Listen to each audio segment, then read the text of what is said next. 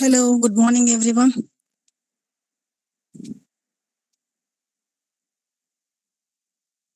Hello.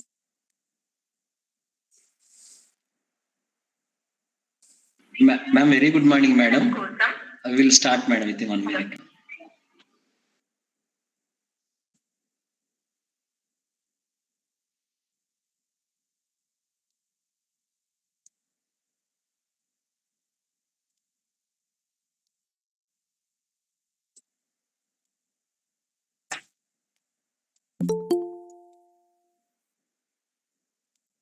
Good morning, sir. Good morning. Good.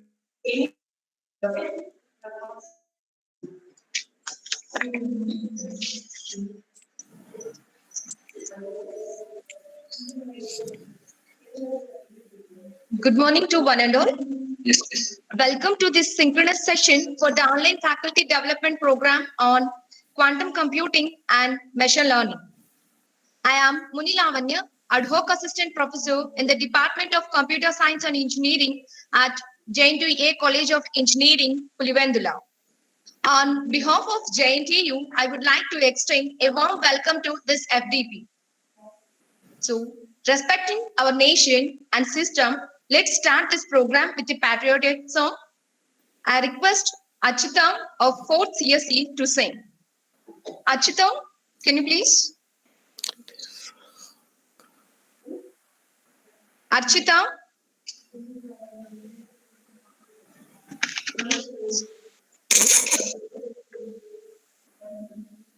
Archita, can you please unmute your mic? Yes, ma'am. Yes, ma'am. Yes, ma'am. Are you unmuted, ma'am? Is it audible, ma'am? Hello? Okay, ma'am. Madam? Madam, is it audible, ma'am? Can I start now? Yes, ma'am.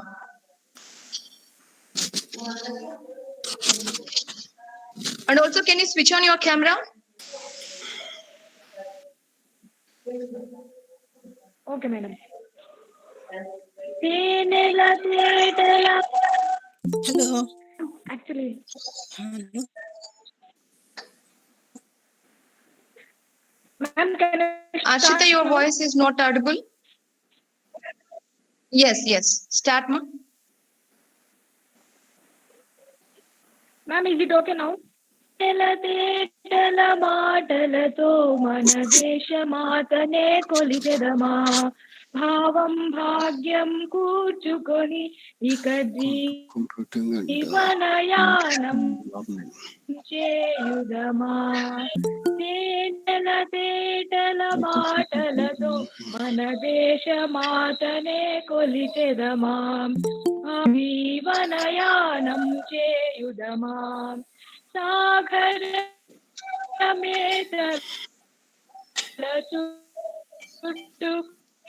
చుట్టుకొని Murali Ganga చీరలా మలుచుకొని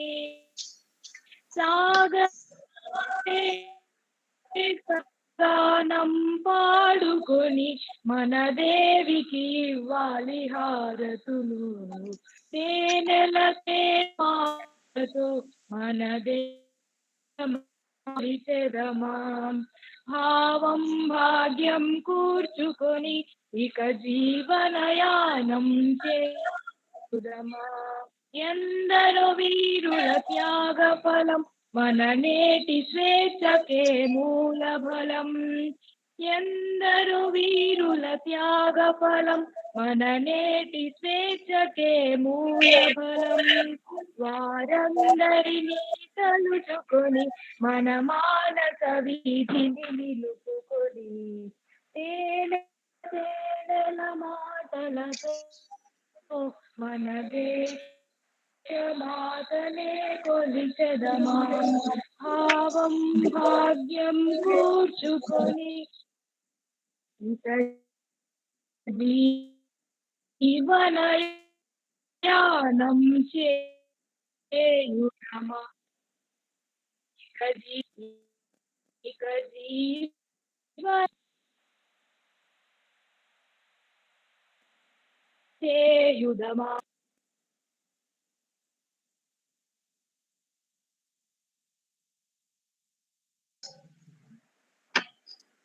Thank you, Archita. Thank you. I take this privilege to warmly welcome to all over the delegates for this synchronous FDP. Now, I would like to hand over it to Dr. S. Jessica Sarita Madam Garu, Faculty in Charge, Placement Cell Officer and Assistant Professor in the Department of Computer Science and Engineering to address. Ma'am, please, ma'am. Your voice is not audible, ma'am.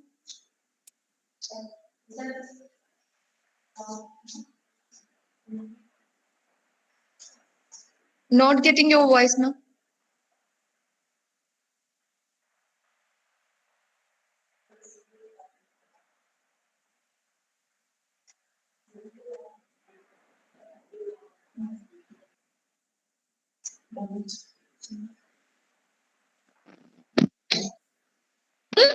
now Yes, ma'am. Now it is audible, ma'am.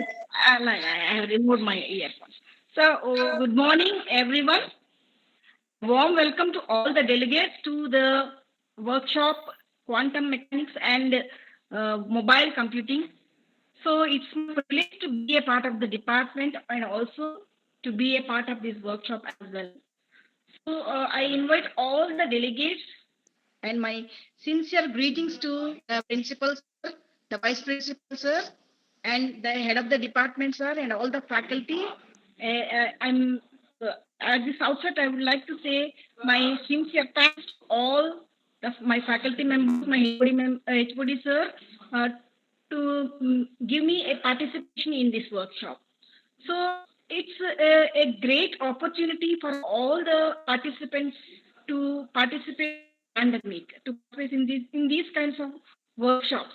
So, and today machine learning is a most important topic to be, learned online as well as offline.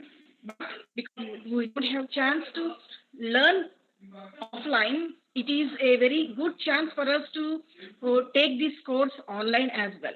So, though so many universities, certificate courses offering these kinds of courses, this workshop is going to be very special because You will have hands-on session on it. And I would like to tell that very eminent resource persons are available to clear out doubts and all. So, and this is high time for us to learn and have this same information and knowledge to the students. As academicians, it's our duty first to learn. I feel in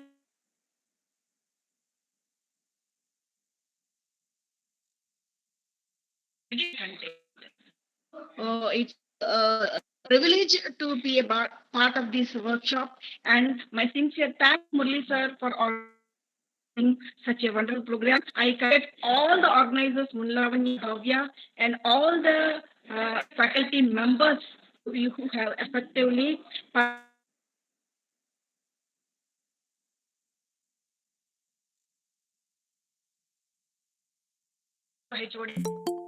Thank you. Thank, thank you, ma'am. Thank you, ma'am. Now, I would like to hand over it to Dr. G. Murlikar, the man behind this online FDP, and he is the head of the Computer Science Department and coordinator of this FDP. He works 24/7 to enhance the technical skills in students and also in the faculty too. Now, I request Dr. G. Murli Garu to address the FDP. Sir. Thank you, Lavanya. Very warm good morning to all the dignitaries. That is our today's actually chief guest, Vice Chancellor Sir Professor S. Srinivas Kumar Garu, Vice Chancellor JNT Anantapur University, and today's guest of honor, Directorate of Development Cell, Shanti Madam, and IQAC Cell, and our head of the Professor GSS Raju sir, Principal, JNT College of Engineering. Ma'am, Sarita Madam, can you please mute your mic, please? And, Okay, sir. please mute your mic, ma'am. Thank you, sir. Sorry, sir. So, and Vice Principal and Young and Dynamic Principal and Vice Principal sir, Vice Principal sir G.V. Subbareddy sir, and my faculty members and my team, my dear faculty members, a very good morning. A warm welcome to 6 days faculty development program, which is sponsored by AACT Atal and in collaboration with the JNT University Anantapur, Directorate of Faculty Development Cell and IQAC. CSE department, in this pandemic time, CSE department, last 4 months we conducted 3 Atal FDPs, 2 blockchain technology, and 1 data science. In April, we conducted blockchain technology, which we got a huge response. And another one we conducted in data science in June of this year. And the same month, in the end of June, we conducted 1 more FDP blockchain technology. Again, we got a huge response. We got appreciations from AACT also. And I'm so excited to share my experience, happiness with all of you about the FDP program on quantum computing and machine learning. So there are famous proverb that is, education is the most powerful weapon which can we use to change the world. So according to me and my person, every person has to improve their skills. One such a way to improve the skills of teacher is faculty development program. Yes, AACT Atal Academy is giving a wonderful platform in this pandemic time. And I sincere thanks to Directorate of Faculty Development and IQAC, Professor Prashanti Madam, for giving me this wonderful opportunity. Even though this tight period, I got this opportunity. So I sincere thanks to AACT and JNT Anantapuram, Director of Faculty Development Cell and IQAC, and all the participants of this prestigious program. Thank you, Ananda. And well, coming to this quantum computing and machine learning, so we are changing the feature like individuality, and they're amazing, but together they are unstoppable. So machine learning is one corner and quantum computing is another corner. So quantum computing is not only in a specific one area, it's an emerging, it adapts all the areas. So like artificial intelligence. So quantum computing in collaboration with blockchain technology, quantum computing in security environment, quantum computing in medical environment, quantum computing in science, quantum computing in machine learning, data science. So in this way, so that quantum computing is adapting and collaboratively working and we are getting good things. So in this point of view. So quantum computing is focusing on computational power and investigating the possible practical applications and quantum computing devices consists of a limited number of impact by using qubits, whereas machine learning is another corner. So it allows the users to feed computer algorithms an immense amount of data, how the computer analyze the make the data-driven recommendations and decisions based on the input data. So today we are able to learn this quantum computing as well as machine learning. I think most of you are familiar with some of the data science algorithm, machine learning algorithm. Then how we are using this machine learning algorithm by using quantum cryptography, quantum mechanics, quantum computing. So I think to do the research, I think in India, so totally around 9 areas, the trust areas are there, out of which one among these trust areas is quantum computing. So in our India, in quantum computing point of view, a limited number of resources are available. A few of them are in IISc Bangalore. There is a separate quantum computing lab is there, and IIIT Delhi. There is a separate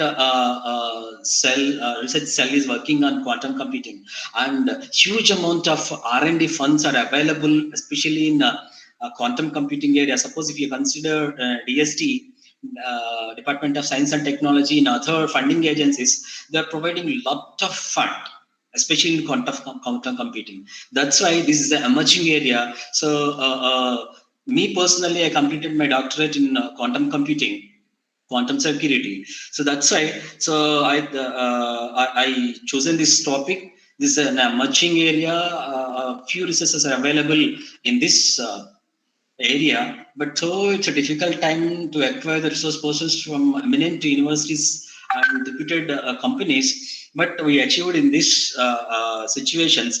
So for this program, totally nearly 200 plus participants are registered. And I would like to congratulate all the faculty members who have taken a part of this FDP. And I hope this program was useful to them and their students too, and their research too. So while coming to the sessions, they're amazing and interesting also. So from the introduction to advanced research area, so we cover from 0 to 0. So within this span of 6 days, we are planning to cover from basics fundamental to the advanced research areas. So and few of them are hands-on sessions also. While coming to the sessions, so I'd like to let me share my screen so that I'll share the sessions. Thank you. I think my screen is visible to all. Yeah. So this is our 1 second.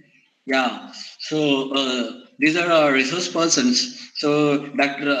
Debajyothi Bera, IIIT Delhi, assistant professor, and he's working on quantum computing. And another eminent person from IIT Chennai, IIT Madras, to Dr. Kiran Kumar Amireddy, and another eminent professor from top Indian's top institute, IISc Bangalore, so dealing with the quantum computing. So Professor Srinivas Talabatula, and another one, Dr. Rohit K. Ramakrishnan from IIT, means IISc Bangalore, and Professor Sri Ganesh from Heidelberg University, so Germany, and another one is so Sagnik from IIIT Delhi, and Tarasant is from IIIT Delhi, and Nagendra Nagarajan is the founder and CEO of QPI AI. QPI is a company which is working on quantum computing and machine learning. And another data scientist is Shabad Hussain, and another person who is dealing with the stress management and time management from Dr. Sambaya. So these are the sessions, following are the sessions. So we planned in such a way. So in 30th and today's morning sessions, introduction to computing, quantum computing by Debajyothi Bera, IIIT Delhi. And second section is also designing a quantum algorithm. So by Debajyothi Bera, IIIT Delhi. And third sessions, today's third sessions, evening 2:30 to 4:30. So that is Kiran Kumar, Dr. Kiran Kumar Amireddy. So from IIT Chennai, introduction to quantum vector. And second day, we planned in such a way that morning sessions, quantum computing using photonics by Professor Srinivas Salabatula, IISc Bangalore. And second sessions, quantum computing is using photonics. So Srinivas Salabatula, IISc Chennai. And afternoon sessions, quantum algorithms by Kiran Kumar Mireddy, IIT Chennai. And same last sessions, tomorrow's last session also quantum algorithms by Kiran Kumar Amireddy. So third day, morning sessions, quantum and internet by Rohit Ramakrishnan, Dr. Rohit Ramakrishnan, IISc Bangalore. And quantum and internet, the same concept continued by Dr. K. Ramakrishnan. And third day, afternoon sessions, Python programming and Python programming and fundamentals, which is a fundamental programming language which is using for quantum computing programming point of view. So for hands-on sessions, we need a Python programming. That's why we included Python programming and fundamental to advanced by Dr. Professor Sri Ganesh, Heidelberg University. And fourth day, it's a morning session, introduction to quantum machine learning by Sangeet Chatterjee, IIIT Delhi. And second session of fourth day, hybrid quantum classical neural networks, the same by Chatterjee, IIIT Delhi. And post-lunch, hands-on IBM tool, Qiskit by using quantum algorithm by using Qiskit. It's a tool. So there is a hands-on sessions, a wonderful sessions, amazing. So don't miss it. By Dharma Shastra by IIIT Delhi. Fifth day, so implementation of quantum machine learning algorithms by CEO of QPI Technology, Nagendra Nagarajan, and practical sessions dealt by the company, same company. And last session, stress and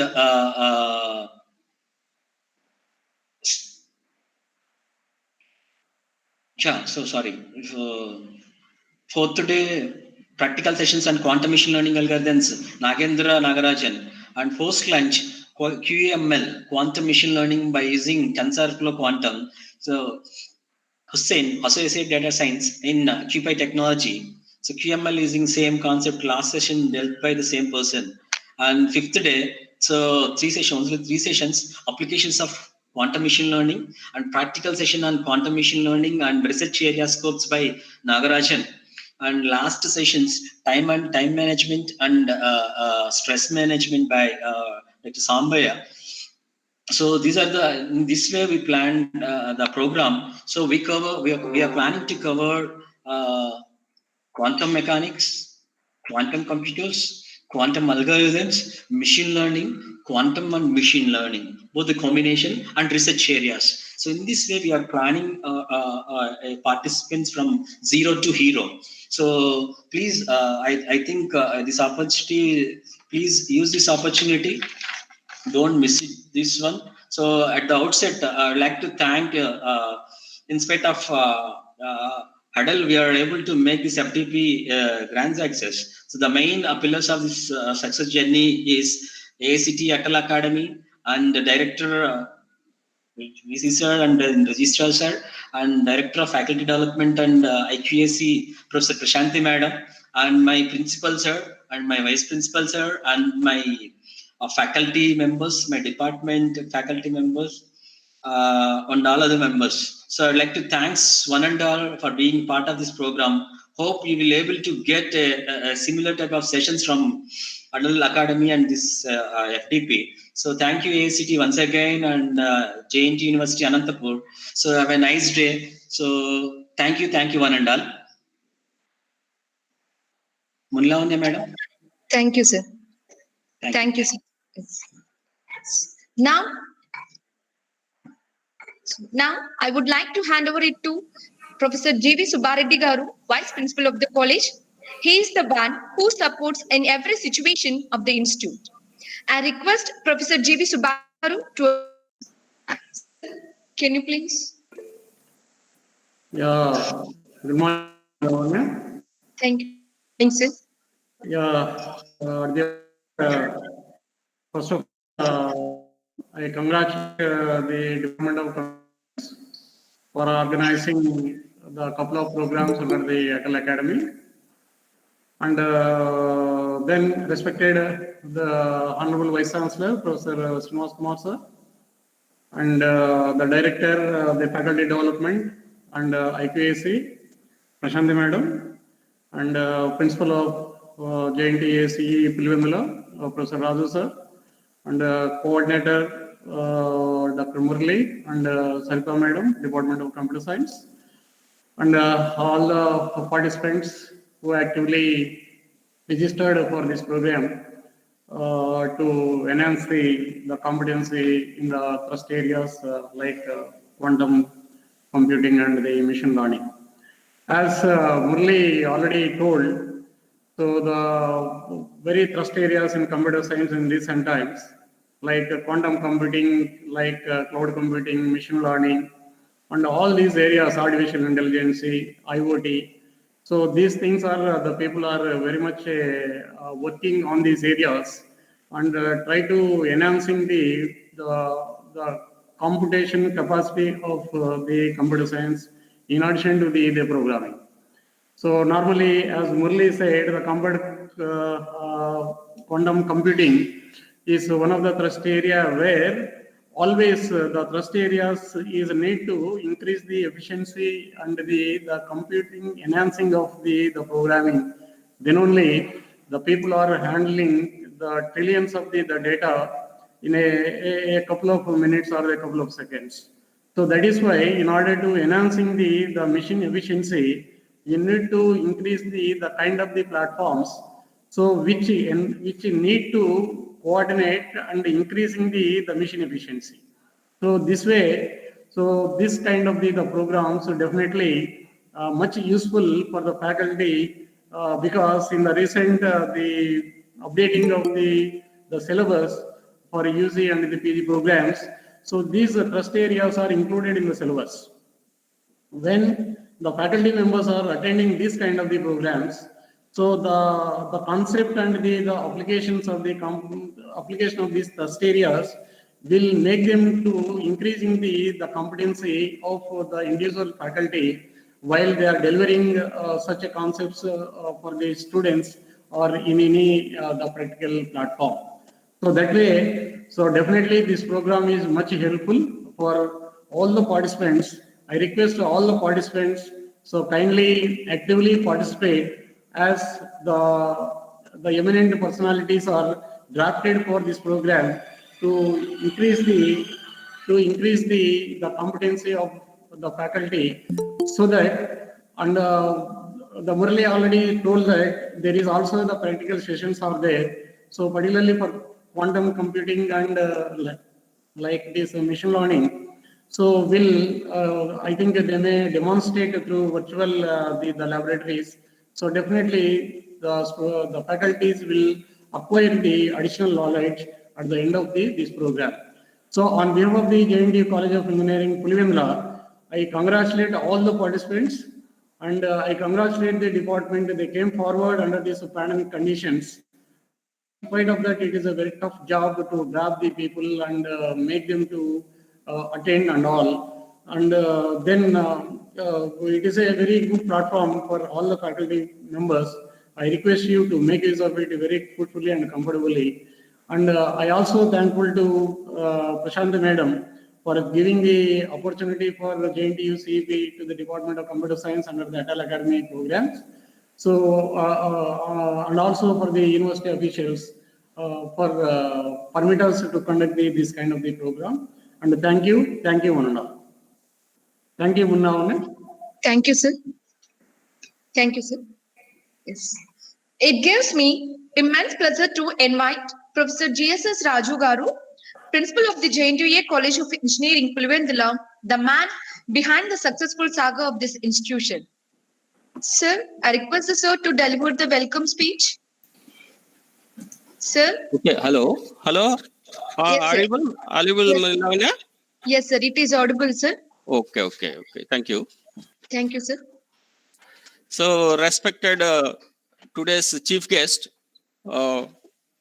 Vice Chancellor Sir Srinivas Kumar Sir, but he is unable to attend the meeting. And Prasanthi Madam, Director, Professor Prasanthi, Director, Faculty Development Program and IQC, and Vice Principal of this college, Professor G.V. Subba Reddy, and Coordinator of this Faculty Development Program, Dr. Murali, and Sarita Madam, Dr. Sarita, and Faculty of Policy Department, participants. A very good morning to all of you. So it is my privilege to welcome you all to this inaugural function of Faculty Development Program on Quantum Computing and Machine Learning, which is sponsored by AICT. I hope all are doing well in this pandemic situation. So because of this pandemic situation, we have to move along with the existing conditions. So that's why we are opting this online faculty development program. So first of all, I am very much thankful to Professor Prasanthi Madam giving the opportunity to conduct the online faculty development program through AICT to this CSC department and as well as the College of JNTU Pulivendula. So thank you, Madam. Once again, I am very much thankful to the Prasanthi Madam for giving the opportunity. At the outset, I congratulate Dr. Murali, coordinator of this workshop, and the staff and coordinators by organizing this online faculty development program. And also, I appreciate the entire team by taking the initiation to organize this online faculty development program in this pandemic situation. So already the Murali has been Murali coordinator has conducted so many faculty programs in the pandemic situation through online programs. So, and also I'm very much thankful to all the resource persons for accepting to deliver the lectures in this workshop, and also to our internal faculty and external faculty members for showing their interest to attend this online program. I hope this workshop will definitely give an edge to the faculty in this competitive world and help them make confident and move towards their appreciation. Since this the thrust area of quantum computing and machine learning is presently, it is a very interesting and useful to the research and new technologies. So for this faculty development program, actually it is more useful to the faculties and also as well as the students in the latest areas. I am very much thankful to all the persons for actively involving this faculty development program.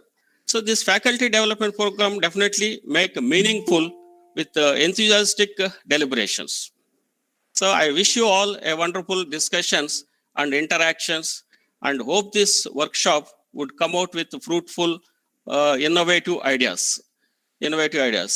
So already the Murali explained the detailed program of this 5 days a week, and I request all the participants make use of this program with meaningful and fruitful with the latest technologies.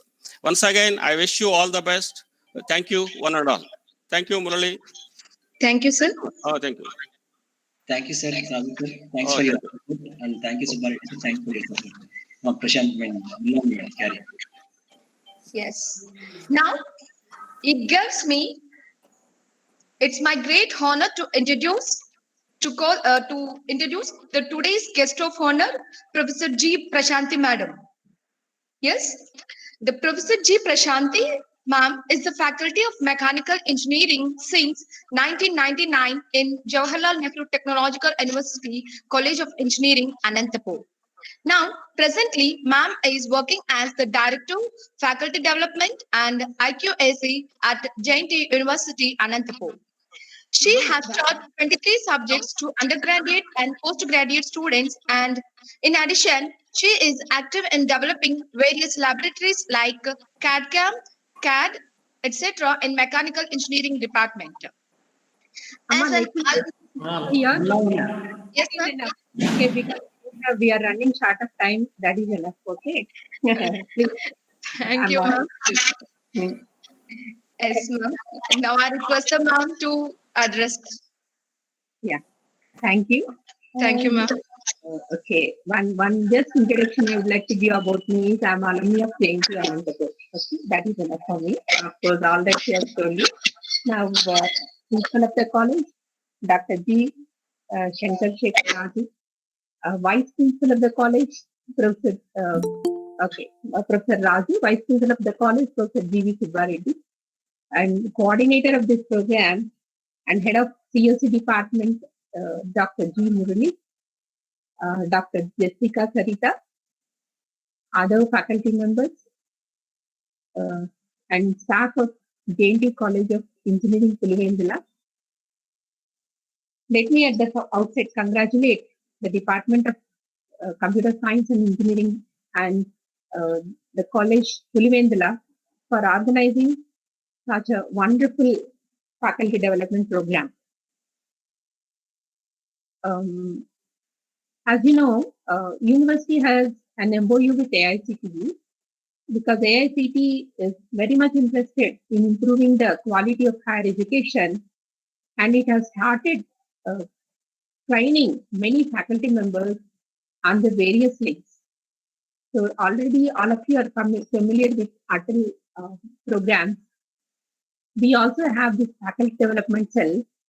It is a separate wing under AICTE, which makes MOUs with the universities and offers the faculty development programs for various thirst areas and emerging areas.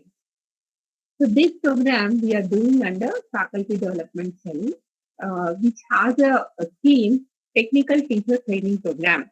So all are under AICTE only, but this is a separate department.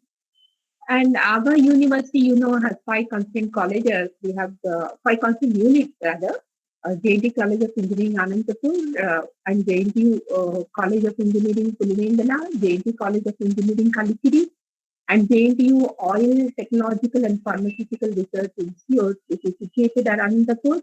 And we also have School of Management Studies, which is again in the university campus. So our university has many affiliated colleges, almost 167, which includes 99 engineering colleges, and we have 35 pharmacy colleges, and almost 29 standalone PG colleges and integrated campuses.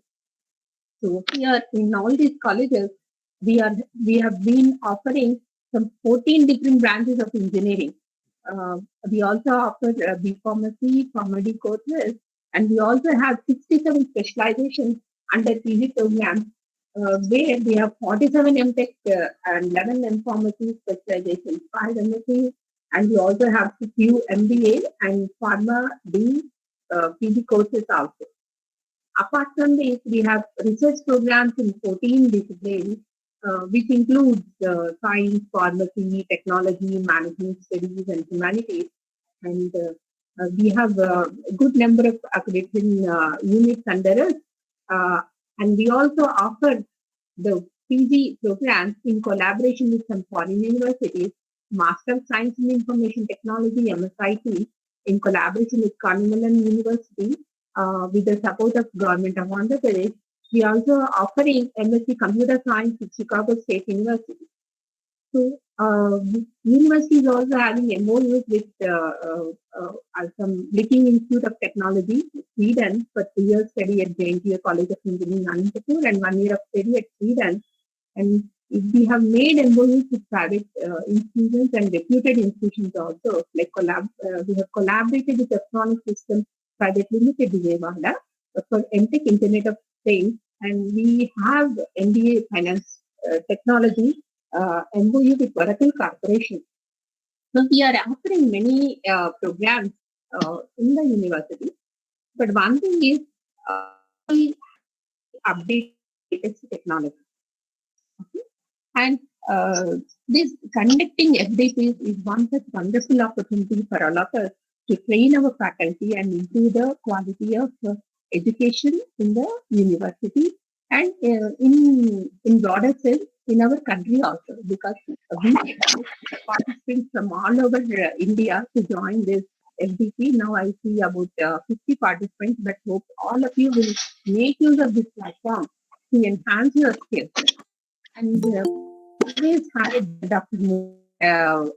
Available when we are doing attendance programs, this faculty development programs with a lot of encouragement from the college. Definitely, we will be doing many more programs.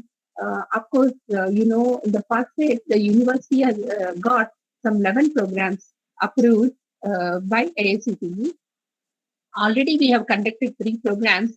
I thought of presenting the whole spectrum here, but because I was told that the sessions will start soon, and their time is also very important for us. I'll just go through the whatever programs we have done under this faculty development MOU with the university. So we have already completed an exclusive program for librarians, which was done from JNTU Kalikiri campus, emerging tools and technologies and services for librarians and faculty. We have also completed advanced teaching and research in the field of green energy and sustainable development. Again, this is done at JNTU Kalikiri. So earlier one, Dr. M. Jafar Nisa she has coordinated, and this recent one, Dr. M. Venkatesh Rao. And here from the university, we have done this stress management through yoga and meditation FDP. And this is the 4th one, which is done under this MOU, quantum computing and machine learning, which is being coordinated by Dr. G. Murali. So we have many such programs ahead, like application of emerging technologies in business, that is going to start from 7th December, which is being coordinated by the director, SMS, Dr. MLS Dev. And we have the induction program for students, very much important because new students in the faculty development training program to train the faculty members in how to conduct this induction program for students. This is being coordinated by Dr. V.D. Chitra.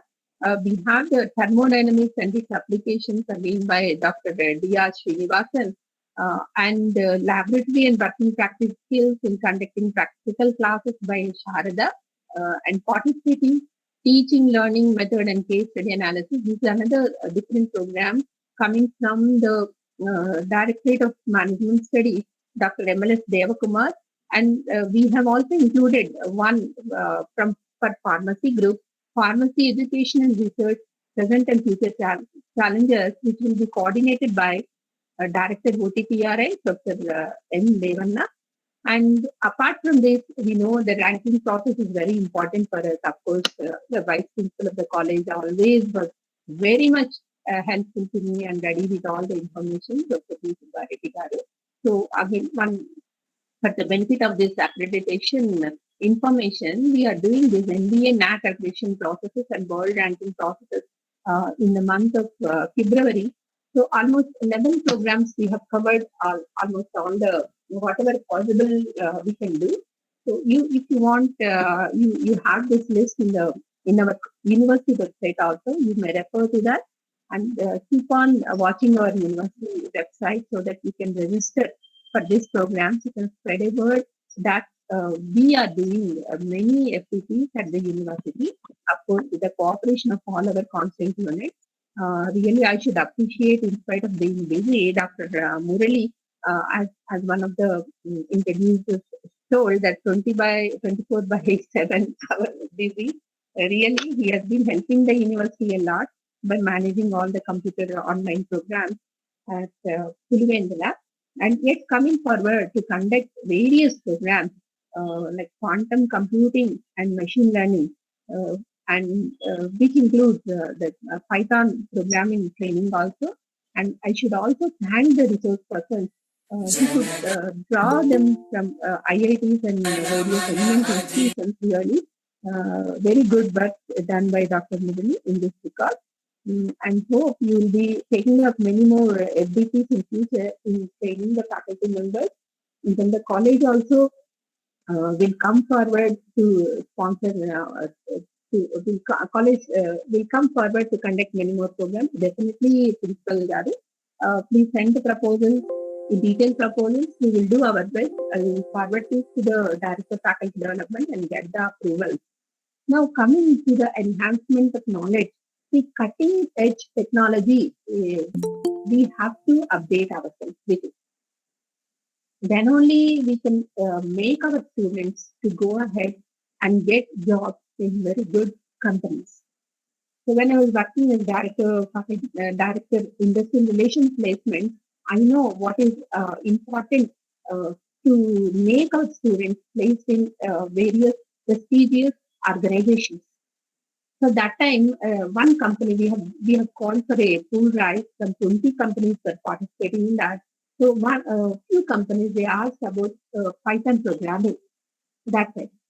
So some 300 students have registered, but none of them said that they are proficient with Python programming. It was very new. Okay. So had they been introduced to Python programming, they would have got jobs at that time. Okay. So then, including in the syllabus is fine. We have done it already. And we thought of encouraging anyone who is coming forward to conduct the training program in the latest technology. As you know, university has gone ahead with the program. Like recently, we have the faculty members trained in Kotlin platform. The training is going on with the Google Corporation. So you can join. You have the information. Your colleges have the information, and you can join this Kotlin training program. So unless otherwise we are trained, we cannot impart these cutting edge technologies to the students. So it is an honest task for us. In spite of a busy schedule, we have to take time to train our faculty. And one more thing is, Akshi has come ahead with a latest latest program of recording the lectures by the faculty members in all the subjects.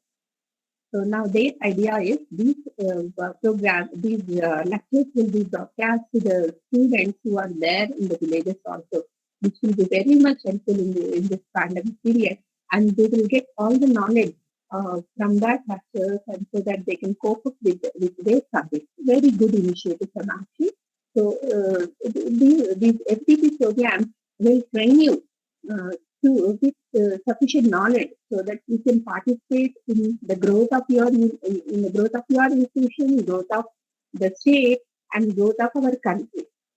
And AICT is giving lots of opportunities for the faculty members to participate in various faculty development programs. So one thing I notice is like we get a flood of registrations, maybe around 200 or maybe around 100. Okay, but as you see here, only 50 participants I could able to see here. Actually, take it seriously. Unless you learn, you cannot transfer the technology, you cannot impart training to the students. Okay, this is a wonderful opportunity offered by AICT and the university to train yourself. Be there for all the session, at least whoever are there finally participating in this. To enhance the quality, we have limited the participation to only 100 members. So that is the instruction from the Director of Faculty Development, AICT. So maximum participation is 100 only, and you will have to face an examination, and you will have to have a 80% attendance. Okay, so I request your active participation in this program and utilize this program to a maximum extent. Okay, so that whatever time that is given by the eminent IIT professors and resource persons should not go waste. You be there. It is not that you just switch on your laptop or your mobile and you are not physically present there. You please stay and you please wholeheartedly participate in this FDP program so that you will gain maximum benefit from this. And one more thing I would like to say here is it's very good that Dr. Muleni has incorporated the general lectures considering the request. He has done that stress management and also time management. This is very important nowadays. Okay, so we are almost all of us are stressed and we have lot of works to be done. So very appropriate and good sessions he has included.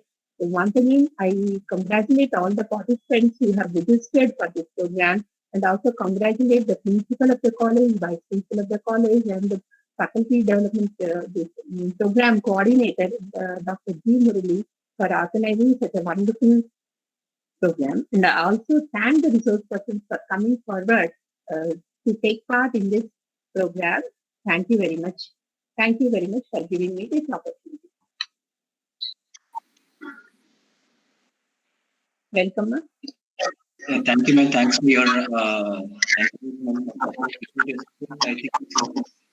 execute this. Thank you, ma'am. Mullan,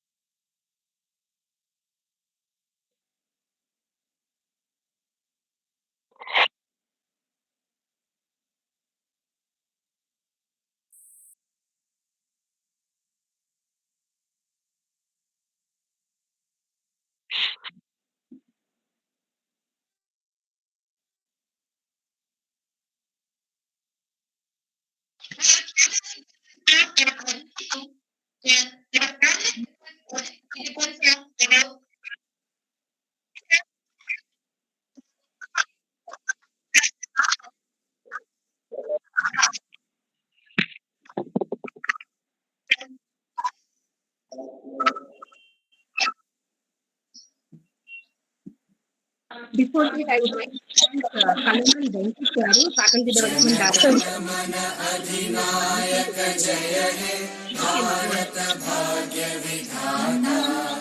Punjab Sindh Gujarat Maratha Dravid जनगण मन अधिनायक जय हे भारत भाग्य विधाता पंजाब सिंध गुजरात मराठा द्राविड उत्कल बंगा विंध्य हिमाचल यमुना गंगा उच्चल जलधि तरंगा तव शुभ नामे जागे तव शुभ आशीष मांगे गाहे तव जय गाथा जन गण मंगलदायक जय हे भारत भाग्य विधाता जय हे जय हे जय हे जय जय जय जय हे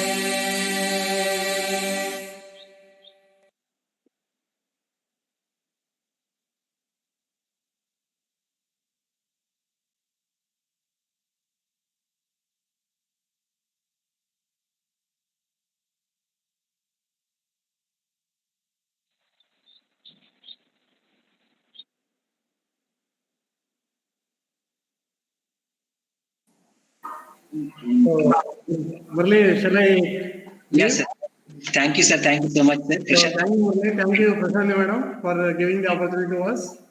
Thank you, sir. And Murli, congratulations, ma, and all the best to you. Thank you. Right. My dear participants, we'll start within 5 minutes or 10 minutes. Mrs. Okay, Vasant, I'll leave them. Okay? already ready. Yeah, sorry. Right, Murli, all the best. Thank you, sir. Thank you so much, sir.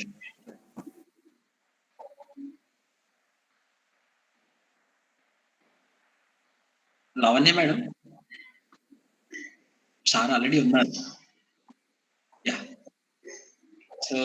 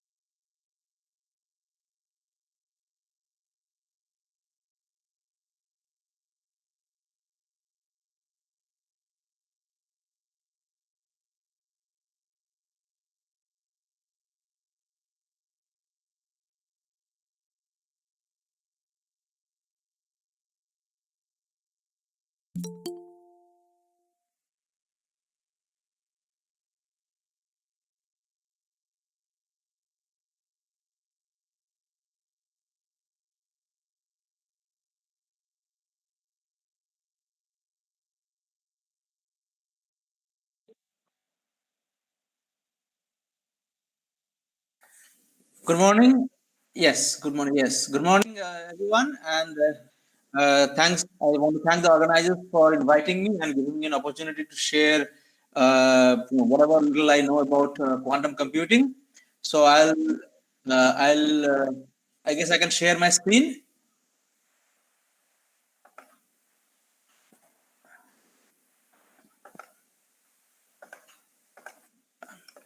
Just give me a minute.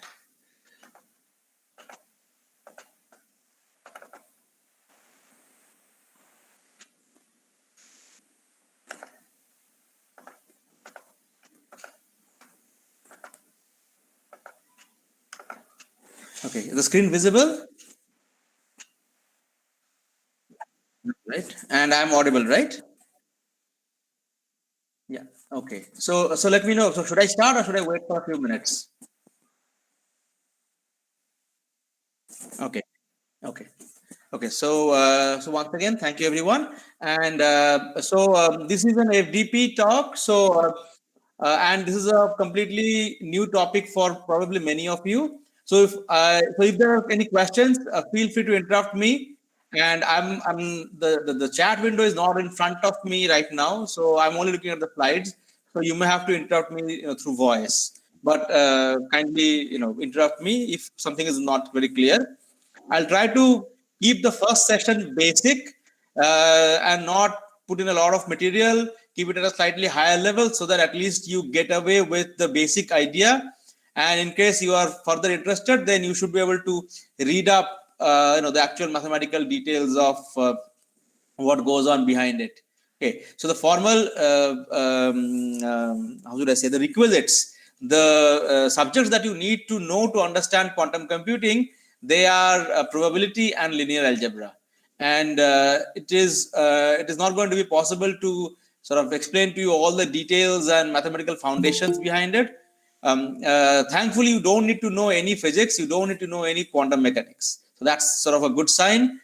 So I'll not go into too much of the mathematical details of linear algebra and probability. Stay at a very high level, just to give you a flavor of the kind of things that happens in quantum computing, so that those of you who sort of get interested in this should be able to then go ahead and read up more.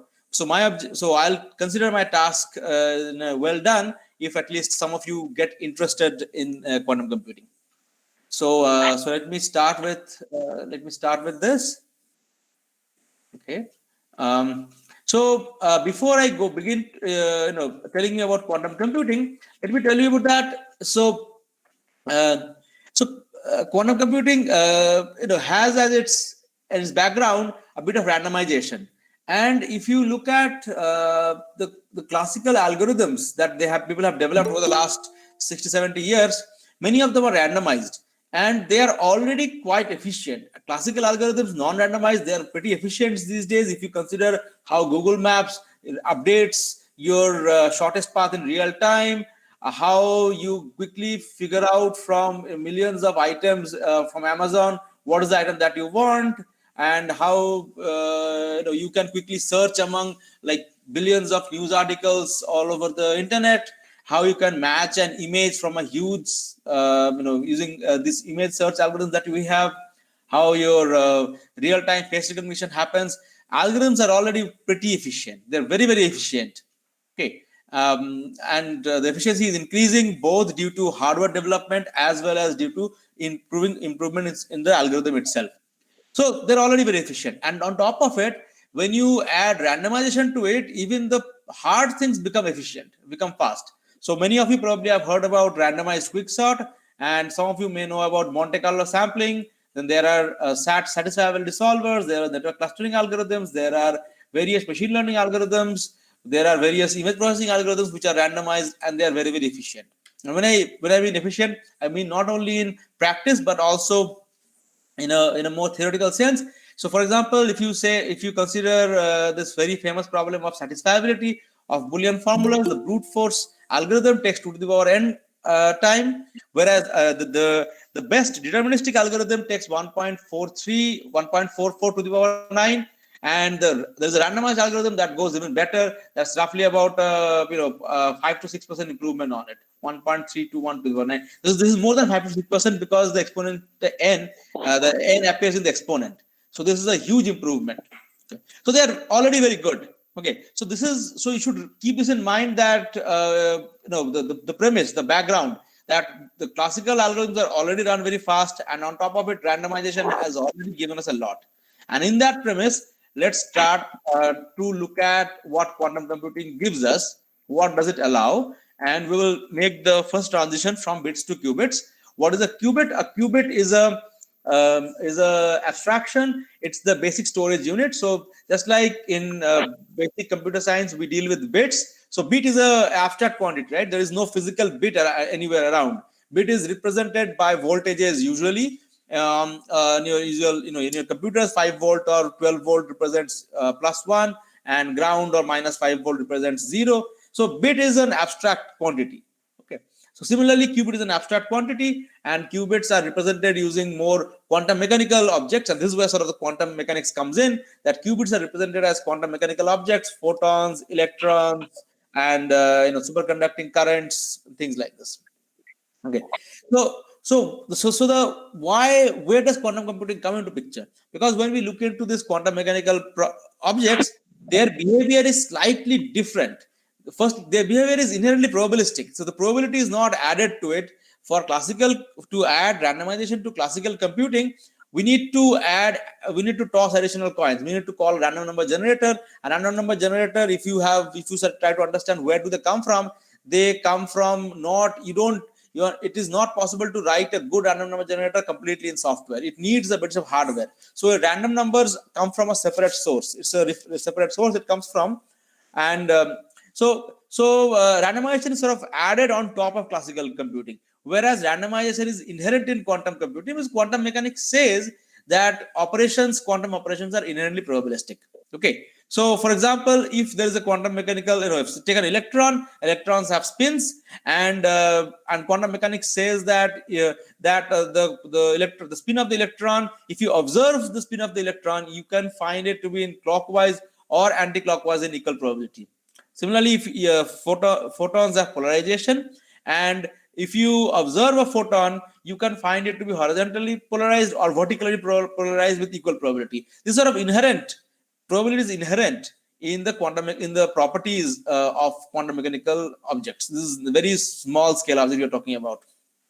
Okay, so I want to leave you this impression at least that quantum computing is basically a form of randomized computation with just different rules of randomization, and this difference is what makes it so powerful or so different. It depends on how you look at it. The difference comes from a different rules of randomization, but it's essentially same as randomized algorithm itself. So if you have dealt with randomized computation in anyhow stochastic processes, Gaussian processes, or sampling, or things like this, or even more algorithm design, whatever, you would not find it very difficult to understand quantum computing. This is again the same stuff, except that the rules change, and that is what I'm going to tell you in the next 40 to 45 minutes. Okay.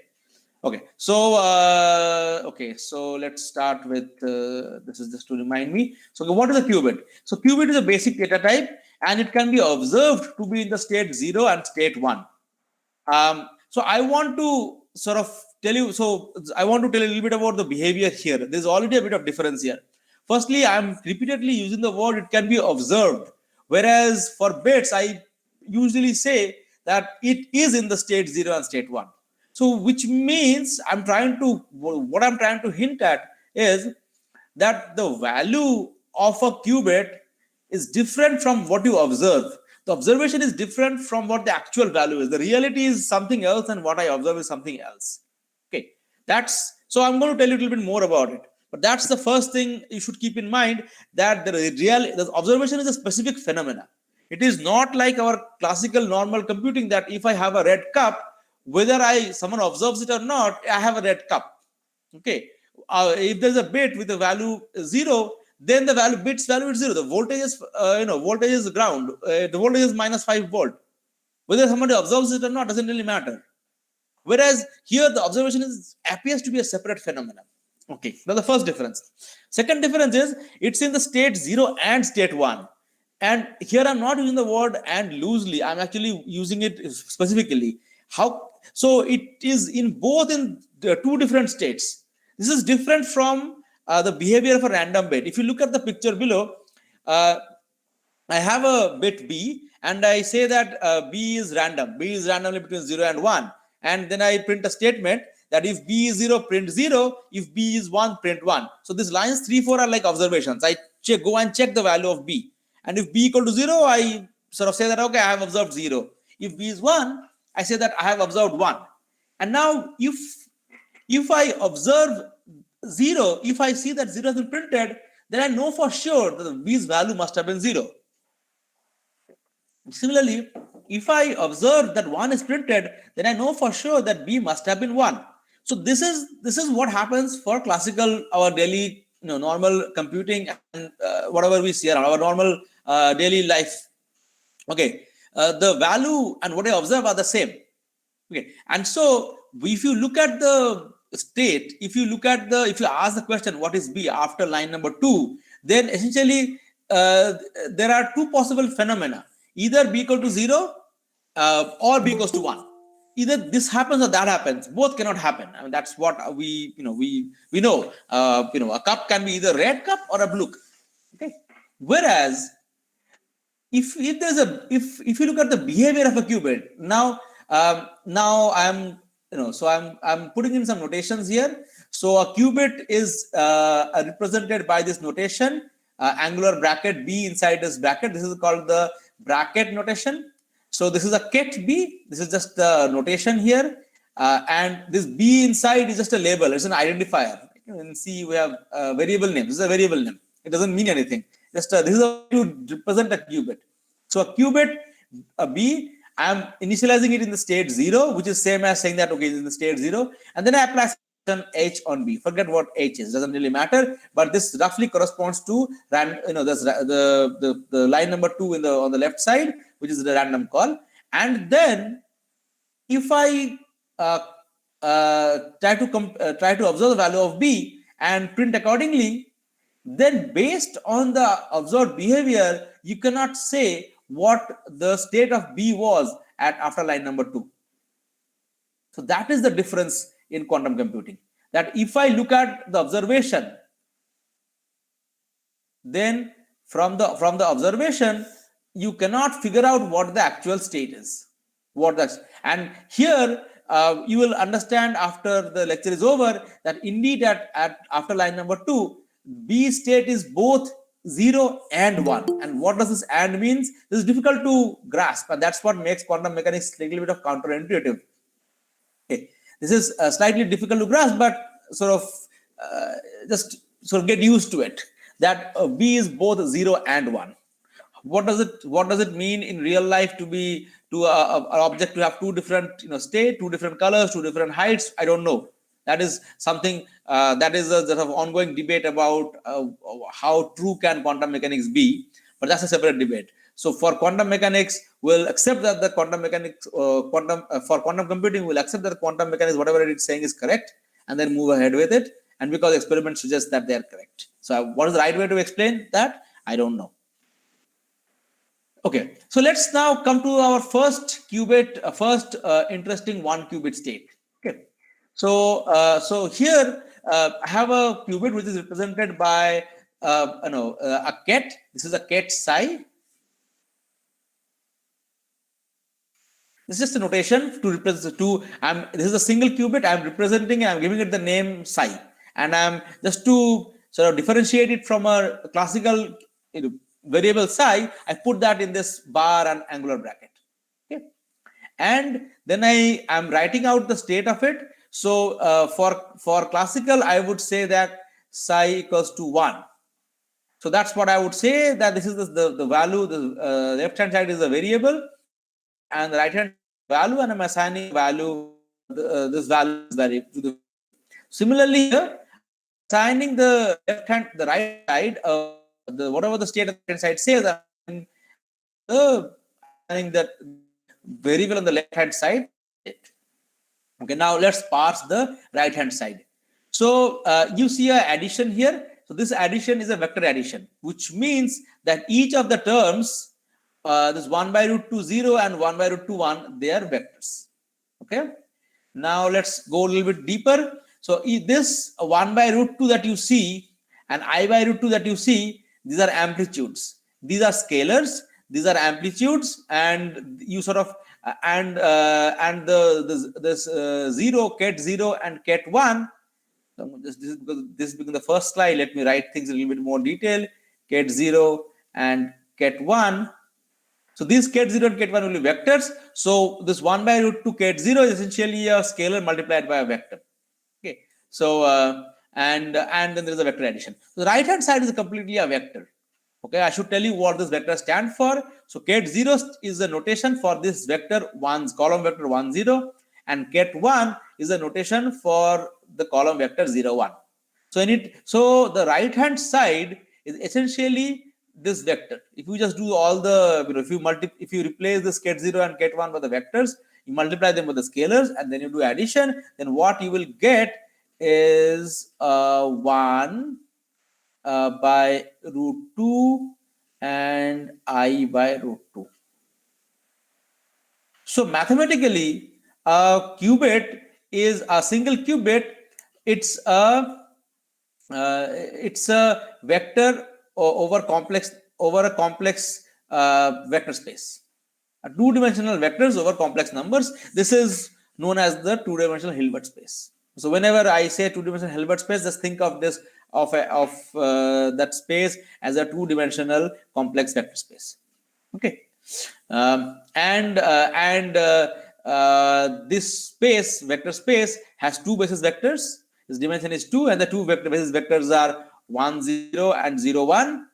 And what I have done is what I'm showing here in this slide is that any vector, any state can be written as a complex combination in terms of these basis vectors. So 1 0 and 0 1 are these basis vectors. So, and any vector, because they are basis vectors, any vector can be written as a linear combination, a complex linear combination of these basis vectors. And in here, the linear combination, the sort of the coordinates or the values, they are known as amplitudes. They turn out to be complex. So mathematically, a qubit state, it can be written as a complex combination over the two basis states of a two-dimensional complex vector space. Okay, and similarly, a 2-qubit state can be represented as a complex combination of 4 basis states, and the basis states for 2 dimension would be 1 0 0 0 0 1 0. This is not a very surprising thing. It should, I mean, it's easy to guess. 0 0 0 1. Okay, so one way to think of these qubits are as vectors over a linear algebraic space. Okay, now this is actually not a very surprising thing, because randomized algorithms use random variables, and they can be actually analyzed. So those of you who are familiar with randomized quicksort, or at least have heard of it sometime, or Monte Carlo sampling, I mean, you may be surprised to know that there is a way to analyze these algorithms using, so the normal way to analyze algorithms is through using random variables, but they can also be analyzed in using stochastic vectors, probabilistic vectors. So for example, suppose B is a random bit from 0 and 1 with probability half each, then one way to represent B is through this vector column vector half half. And this half half can be written as half times this column vector 1 0 plus half times this column vector 0 1. The column vector 1 0 represents B equals to 0, column vector 0 1 represents B equals to 1. And so now you see that the left hand side, right hand side matches up. Another way to represent B is using a different set of basis vectors, 2/3, 1/3, 1/3, 2/3, except that it is not clear what is the what this representation gives us. What we gain from this representation, it's not clear what does this 1/3, 2/3, and 2/3, 1/3 vectors represent. They represent nothing for classical computing. So we don't represent. It's not very helpful to represent B in this manner. We usually represent it using the standard basis, this 1001 basis. And algorithms using these random bits can be analyzed as unit vectors using the L1 norm over real numbers.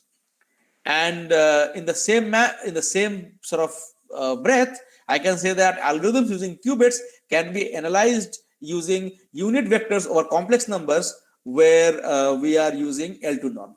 So we are L2 distance, Euclidean distance.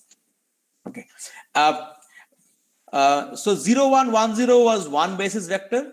And so I can write any qubit in terms of this basis vector, which is simply that I write it in terms of the 0 1 ket states. So there are other basis vectors for this basis space, for this vector space. I have another set of basis vectors. This is this basis vectors have their column vectors 1 by root 2, 1 by root 2, and the other one is 1 by root 2 minus by root 2. The vectors are used so frequently that there's a special name given to them. The first one is called as the plus state. The second one is known as the minus state. So the reasons are sort of, so you will understand the reasons more when you sort of do a little bit more of algorithms, a little bit more on this one. But so far, just stick with the name. So this plus and the minus. This is the chat. Is L1 norm the Manhattan? Yes, L1 norm is the Manhattan distance. Yes.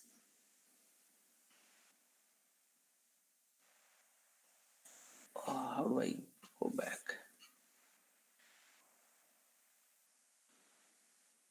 Right. Okay.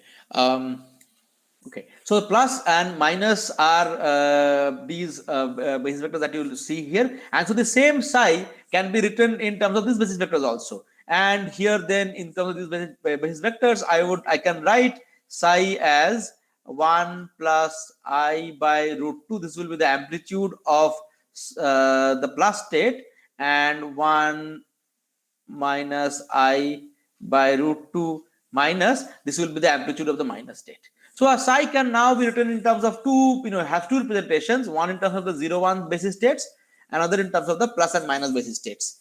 And this actually will be useful, unlike classical, in the classical sense, where it was not very clear what to do with by representing a bit in two different basis vectors. Anything other than the 0 1 basis vectors was not clear. Here, this will actually be useful. And so just keep this in mind while we move ahead. Okay. So let me now tell you about what is the value, because remember I kept telling this fact that the observation is different from the value. So the question is, what is the value? Okay. So it so turns out that quantum mechanics says that when you observe the value of a qubit, or when you measure it, it actually changes the state of the qubit. Okay. So for example, if the state psi is here, and I measure the state psi in the 0 1 basis, so which means I will write psi in terms of these basis vectors, the 0 and 1, which is what I have, which is the first one. So this is in 0 1 basis.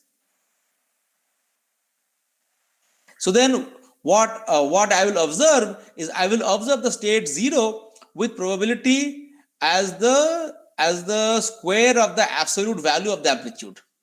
So I have 1 by root 2, I take its absolute value, which is also 1 by root 2 itself, and then I square it up, so I get half. So I observe 0 with probability half. And the state changes to 0. So initially the state was psi, but the state after observation changes to 0. This is known as the collapse. This is called the collapse. This is because the state sort of collapses into 0. It was in a different state. So the state changes, which is very different. In classically, when I observe a value, it doesn't change anything. When I actually check the if I do a if condition, if x equals to 0 or if x equals to 1, whatever x was earlier, it remains there. It doesn't change, which is a bit of counterintuitive here. And similarly, when I observe 1, what I get is so when I observe it in 0 1 basis, I observe 0 with probability half. And what is the probability of observing 1? I look at the amplitude of 1, state 1. I take its absolute value, I square it, and that is the probability that I get. Similarly, when I measure in the plus minus basis, what do I get? To do that, I'll represent psi in terms of plus minus basis. So I'll do a basis change of basis, and then I will either observe plus or minus. The probability for plus will be I will take the absolute value of the amplitude 1 plus I by root 2. I will square it, and whatever the probability I get will be the probability of observing plus. If you work it out, it will turn out to be half. And right, and I will observe wait, if psi is no, it will turn out to be 1. Sorry, it will turn out to be 1. And this will turn out to be 0 when you observe it in the plus minus basis. You just work out the I complex numbers. Okay, so what the thing to remember is that the most important thing to remember is that the state changes after on measurement. Even in the plus minus basis also, when I the probability of observing plus is 1, and the state will actually change to plus. So the state no longer remains this original psi, it actually changes to plus. So measurement is an irreversible process. It changes the state. Okay. Okay. So now just to sort of summarize, so a single qubit has an intrinsic state, which is essentially a continuum from 2-dimensional numbers. It has the 2 amplitudes corresponding to the 2 basis states. And observation reveals partial information because it doesn't tell us what was the amplitude of the other state.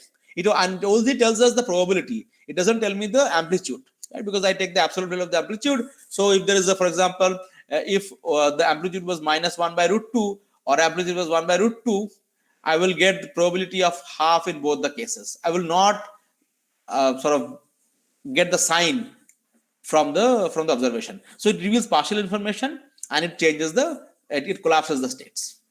Okay, so that's what a qubit is. So next I want to tell you that, okay, so now I know about states, but to do any computation, I need to be able to change states. Okay, I need to move from one state to another, and hopefully, towards the end, I'll tell you how to change the state based on an input, because for computation, I need to be able to process my input.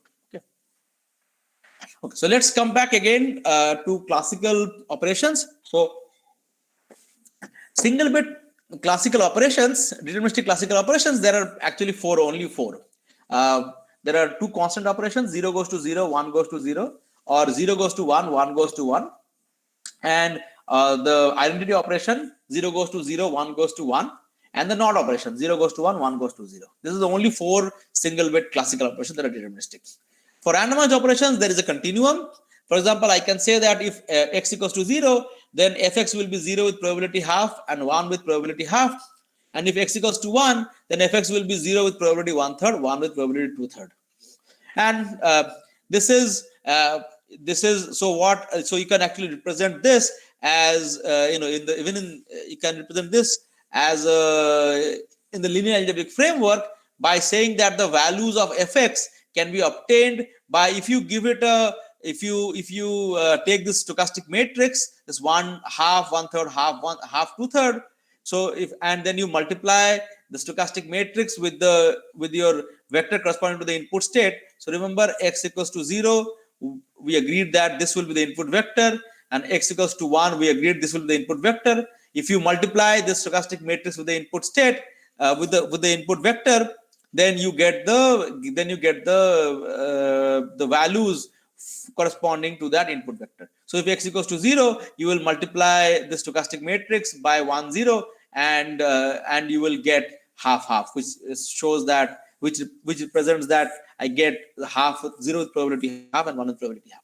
So single bit operations, randomized operations can also be analyzed using multiplication by stochastic matrices, and actually if you do Markov chain and similar kind of techniques, then this sort of style of analysis is what is required there. So similarly, now a single qubit operation can be represented as multiplication of the state vector, but not as a stochastic matrix, but by a L2 length preserving complex matrix. A stochastic matrix is a L1 length preserving matrix, and whereas for quantum computing, need the matrix to be a unitary matrix, is a 2 length preserving matrix. It's a linear operation, which will come is the benefit of it being linear. Okay, so if you want to remember only like one small thing, then remember that multiplication, that single qubit operations can be represented by multiplications by unitary operations. So which means they should be reversible, they should preserve the L2 length, and they're linear. Okay. So now let's take a few small examples. So on the left hand side, I have a small code snippet of a single bit random process. I have a variable b1 which is initialized to 0, and then I randomize it. Okay, and on the right you see a quantum circuit. So I'll explain to you how to pass this quantum circuit. Okay. So we start on the left hand. On the left we have a qubit which is initialized to the state 0. And towards the right are the operations or gates that I applied to it. It happens from left to right. So so the circuit shows that I apply this gate H. Now, what is this gate H? This gate H is a very common gate in quantum computing. It is known as the Hadamard gate, HADAMARD, Hadamard gate, and it is represented by this 2x2 matrix, which is a unitary matrix. Okay. And so how do I get the state of the qubit after applying this operation H? So one way to do that is through linear algebra. That is, I say that so the state the gate 0 is represented by this vector 1 0, column vector 1 0. So I multiply this 1 0 vector, column vector, by the matrix of the Hadamard gate, and I get the state 1 by root 2, 1 by root 2. Okay, and so I know that this 1 by root 2, 1 by root 2 says that the state is 1 by root 2 0 plus 1 by root 2 1. Okay, so that would be the state of the qubit after I apply this operation. So let me just write it here. 1 by root 2 0 plus 1 by root 2 1. Okay, now a better way and a more convenient way to arrive to find out the states is actually not through the linear, not through this vectors and matrix representation, because they turn out to be very sort of cumbersome. The matrix dimensions soon are exponential in the number of qubits.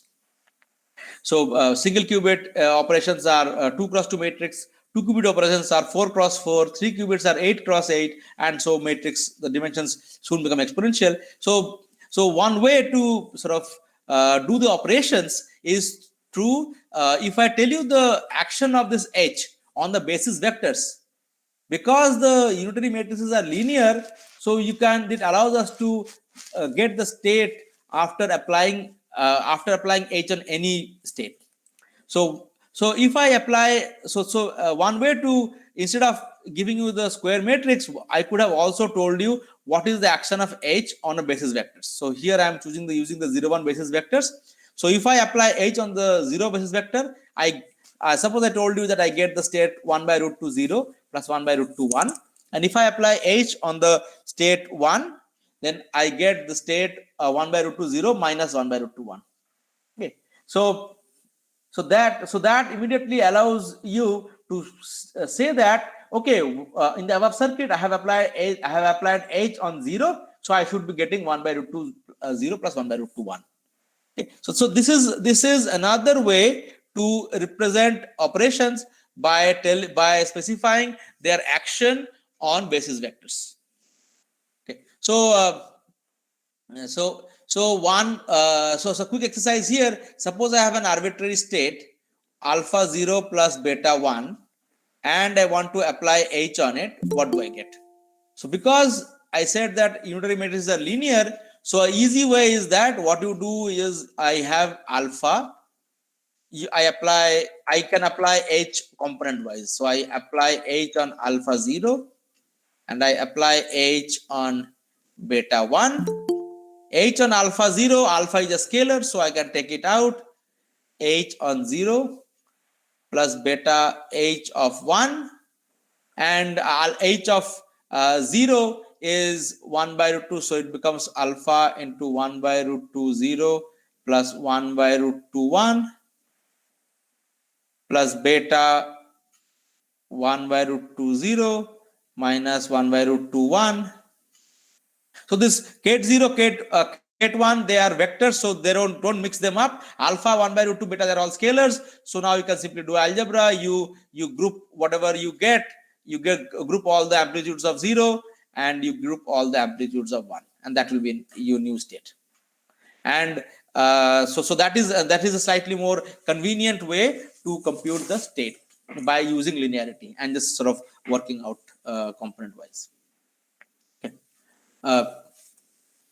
Right. So this is what I was coming to show here, that you can either use the matrix vector notation to compute the state, or you can use the Ket notation. The Ket notation turns out to be more easy and sort of quicker. Okay, so here is a list of common single qubit gates, and these are the notations. So H we have already seen. So the notation, so it's denoted by H, and this is the matrix on the right side. There are other gates. I'm just showing it to you just to tell you that there are other single qubit gates. In the corresponding analogy for classical deterministic single qubit gates, there is only one single bit gate. Classically, this is the NOT gate, right? And there is no other single bit gate other than NOT gate. Whereas in quantum, because it's a continuum, because the amplitudes and the matrix elements could be any complex number, so there's infinitely many gates. These are the more common ones: poly X, poly Y, poly Z. Poly X is actually the NOT gate that you see in classical, and there are some other gates as well. Okay. So if you look up common if you see any sort of tutorial or any video or any actual quantum circuit, you'll actually see these gates there. Okay, so now let me tell you, let's come to 2-qubit operations. So a 2-qubit operation, on the left hand side, I have a small pseudocode for a 2-bit operation. So what do I have? I have two variables, B1, B2, both are initialized to 0, and it will be convenient to always keep track of the entire of both the qubits at the same time by looking at it as a pair. So I have a pair of bits. Okay, and then I randomize B1, I randomize B2, and again I have a pair of bits randomly. And you can ask what is the value of the pair. Okay. And in a similar sort of spirit, I have this. Now I have a 2-qubit circuit. The first qubit is initialized to the state 0. Second qubit is initialized to the state 0. Then I apply the Hadamard gate on the first qubit. I apply the Hadamard gate on the second qubit, and I ask what happens after that. What is the state of the 2 qubits after that? So one way to do that is obviously using the matrix vector representation. So what is the vector representation of a 2-qubit state? So 1-qubit state has a vector representation. So okay, so I'm going to use a notation here. So when there are 2 qubits, instead of, so remember this pair, these pairs are this sort of a pair of bits, right? So similarly, I can a pair of qubits into pair of qubits in state 0 and 0 are represented as the tensor product of 0 and 0, and the shorthand, it's a sort of easy to write, use the shorthand here. Whenever I will write 0 0 inside a Ket, it's a notation for this state, this single, like a ket 0 tensor with ket 0. What is the tensor? It is a mathematical, once again, linear algebraic operation. A tensor of 1 0 and 1 0 looks like a sort of a longer vector, the way I have here. Another tensor I have is 0 1, which is shown below. So so you may have to look up what tensor algebra, what is the tensor later, if you want to know a little bit more. How do I, what is the tensor corresponding to the state 1 0, which is the tensor of state 1 and state 0. But there's a sort of, it's very easy, but I don't want to go into that detail right now. Okay, so the initial state is therefore a 4 cross 1 column vector, which is the state 1 0 0 0, and then how do I, and then what about the operation? So I am applying H on the first and H on the second because they're applied on two different qubits. So this the two different independent applications, non-overlapping applications of gates can also be represented as a tensor product of not of vectors but of matrices. So I take the matrix for H. I take the matrix for H, compute this tensor product, and I get this state, get this matrix. And now I have a column vector for the initial state. I have a matrix for the operation. The column vector is 4 cross 1. The matrix is 4 cross 4. I can multiply and I can see what the state that I will get. Okay, there is a slightly easier way using the ket notation. Okay, which is the following, that notice that what is happening, that I'm applying H to 0 for the first qubit, I'm applying H to 0 on the second qubit. So the combined state can be written as H of 0 tensor with H of 0. H of 0 we had seen earlier above that H of 0 is simply 1 by root 2 0 plus 1 by root 2 1. So I write H of 0 as, I expand H of 0, 1 by root 2 0, 1 by root 2 1. And then it's a tensor with H of 0 itself. So again I write it out. Now here comes the beauty of linearity. Because it's linear, I sort of multiply them component wise. So I get 1 by root 2 0, I take this and I take this and I multiply them and I get 1 by root 2 1. These are scalars, 1 by root 10, 1 by root 2. So I multiply them, I have a mistake here. This should be half. All of them should be half.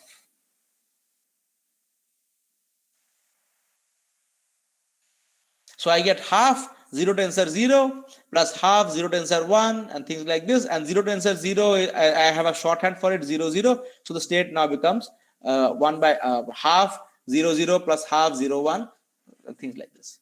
Right. So I get a 2 qubit state in which the amplitude of 0 0 is half, amplitude of 0 1 is half. So amplitude of all four basis states are half. So this is a slightly easier way to compute the states. I mean, I understand that I'm going rather quick, but I just want to sort of leave you with the impressions. If you want to remember only one thing, remember that even though we started with this matrix, vector, and linear algebraic operations, pretty soon you can come into the ket notation and where you can do your normal expressions in a very nice, simple manner without sort of going back to matrices and vectors. And this is what keep things manageable. Okay. So now let me tell you a slightly different sort of 2 qubit gate. Here, this is a 2 qubit gate C0. So let's first look at the sort of pseudocode on the left. Okay. So what do I have? I have a pair of variables b1, b2. That is initialized to two values a and b. And then I write the code that if b equals to 1, then I set a equals to not a. I simply flip the sign of a, and then I can consider the new pair, which is the I think I should have written so pair 2 equals to, I should have written a b here. I want to also always consider the pair. Okay. So this is a conditional operation I'm happening here, right? It's conditioned on the second bit. I'm flipping the first bit. Okay. So C0 gate, actually the C0 operation actually does the same thing. So it is represented in this format. There's there is a solid black line, which is checks what the condition is. This is checking what the condition is. The condition is checked on this qubit. So this is known as the control qubit. And this is where the value is changed. So this is the target qubit. Okay. And what happens is that the control qubit remains as it is, because the control, what I'm checking, I'm not changing the value. So A remains as it is.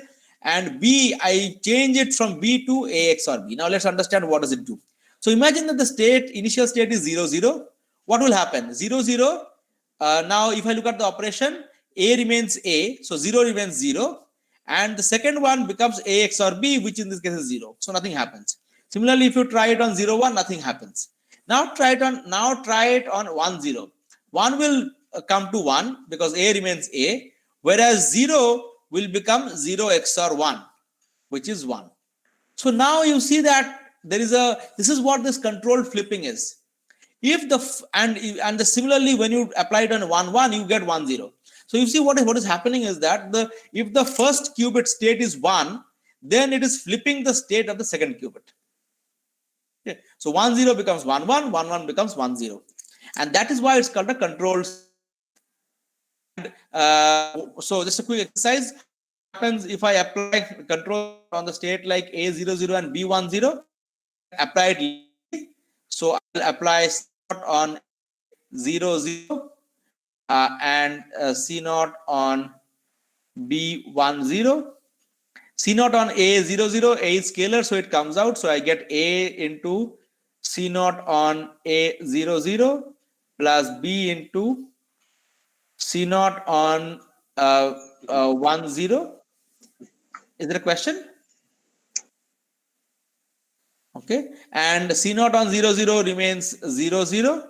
And C0 on 1, 0 becomes 1, 1. So I get the state 1, 1.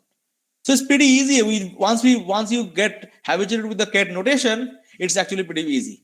So the summary one takeaway message is, if you have not understood the very fine details here, at least there is a corresponding Ket notation that is slightly more simple, and you can sort of work out it, from left to right manner. Okay. Now let's look at a slightly more complicated circuit. So this is a circuit that I have. I'm going to mark it as a box in blue because there are lots of boxes, and I want to make sure that you understand what the circuit is. So this is a circuit. So the inputs, it's on 2 qubits. The input state, the qubits are initialized, both of them are initialized to the state 0. And then I apply I go from the left to right manner. The gates are applied from left to right. I first apply the H gate, the Hadamard gate on the first qubit. Then I apply the C0 gate on both the qubits, where the first qubit is the target and first qubit is the control and second qubit is the target. Now, how do I analyze this? Okay. So to analyze this, I'll do it from left to right. So initial state is 0, 0. Excuse me. So initial state is 0, 0, which is just a shorthand of 0, tensor 0. And then I apply H. So when I apply H to the first one and not the second one, so what I do is I assume that I am applying identity here, the identity gate. Identity gate doesn't do anything. So this is now same as before, where I had 2 H's on the first one, except that the second one is I. So what I get is I times 0. Okay, H of 0 is 1 by root 2, 0 plus 1 by root 2, 1. Tensor I of 0 is 0. So now I group them together. I get 1 by root 2, 0 tensor 0 plus 1 by root 2, 1 tensor 0. And 1 tensor 0 can be written as a shorthand like this. So, and 0 tensor 0 has a shorthand of 0, 0. This is the state that I get. So if I drop the normalization factors, then I get the state. And I can group them again, I can again group them like this. All these groupings can happen because of this tensor product and linearity. Okay. So this is how I analyze the circuit. Right. So the state at this point after the H gate is this 1 by root 2, 0, 0 plus 1 by root 2, 1, 0. Okay. Now what happens when I apply the C0 gate? Okay. Let's apply the C0 gate. So C0 on 1 by root 2, 0, 0 plus 1 by root 2, 1, 0. Again, I'll use linearity. So scalar will come out. C naught on 0, 0 plus C naught on 1, 0. So I guess if nothing else, you are at least understanding that there is this linearity helps, and we can just apply the operation on individual terms. Okay. Then C naught, if I apply C naught on the state 0, 0, it was control naught. The first qubit remained as it is, and the second was flipped if the first was 1. So nothing will happen to 0, 0. And for the next one, the first remains as it is, and the second will be flipped if the first is 1, which is true in this case. So I'll get the state this. So I get the state 1 by root 2, 0, 0 and 1 by root 2, 1, 1. Okay. And this is how I analyze the circuit. The state at this point is 1 by root 2, 0, 0 plus 1 by root 2, 1, 1. What do I do with the states? I don't know yet, but at least I have showed you that it is very easy to sort of analyze a circuit by looking at from left to right. These are simple. These are like the simple logic circuits that people sort of compute, in the engineering schools, where you have these gates and this like that, and you start giving them from left to right. Okay. So it's a similar way I do it from left to right, and I sort of keep track of the values and I move right. Okay. There's nothing very fancy happening here. Okay, so the state that I get is 1 by root 2, 0, 0 and 1 by root 2, 1, 1. Okay, so let me just sort of pause and summarize about this operation and gate evolution. So operation, these are length preserving unitary operations, and it is enough to specify their action only on the basis states, and that allows us to sort of find out their action on any arbitrary state using linearity. And because they are unitary and they are reversible, so essentially the number of input qubits have to match the number of output qubits. So we cannot have gates like we have in classical, that 2 input and 1 output. That's not possible because this is not reversible. Only from the output you will not be able to know all the input combinations. Okay, so here it has to be reversible, and so which means that, I mean, this is a sort of a indication that therefore the number of input qubits should be equal to the number of output qubits, and they should be reversible. So this reversibility thing actually caused the problem, because look at the code here. This is a very standard sort of code where I have a temporary variable and I simply say the temporary variable temp is some other variable.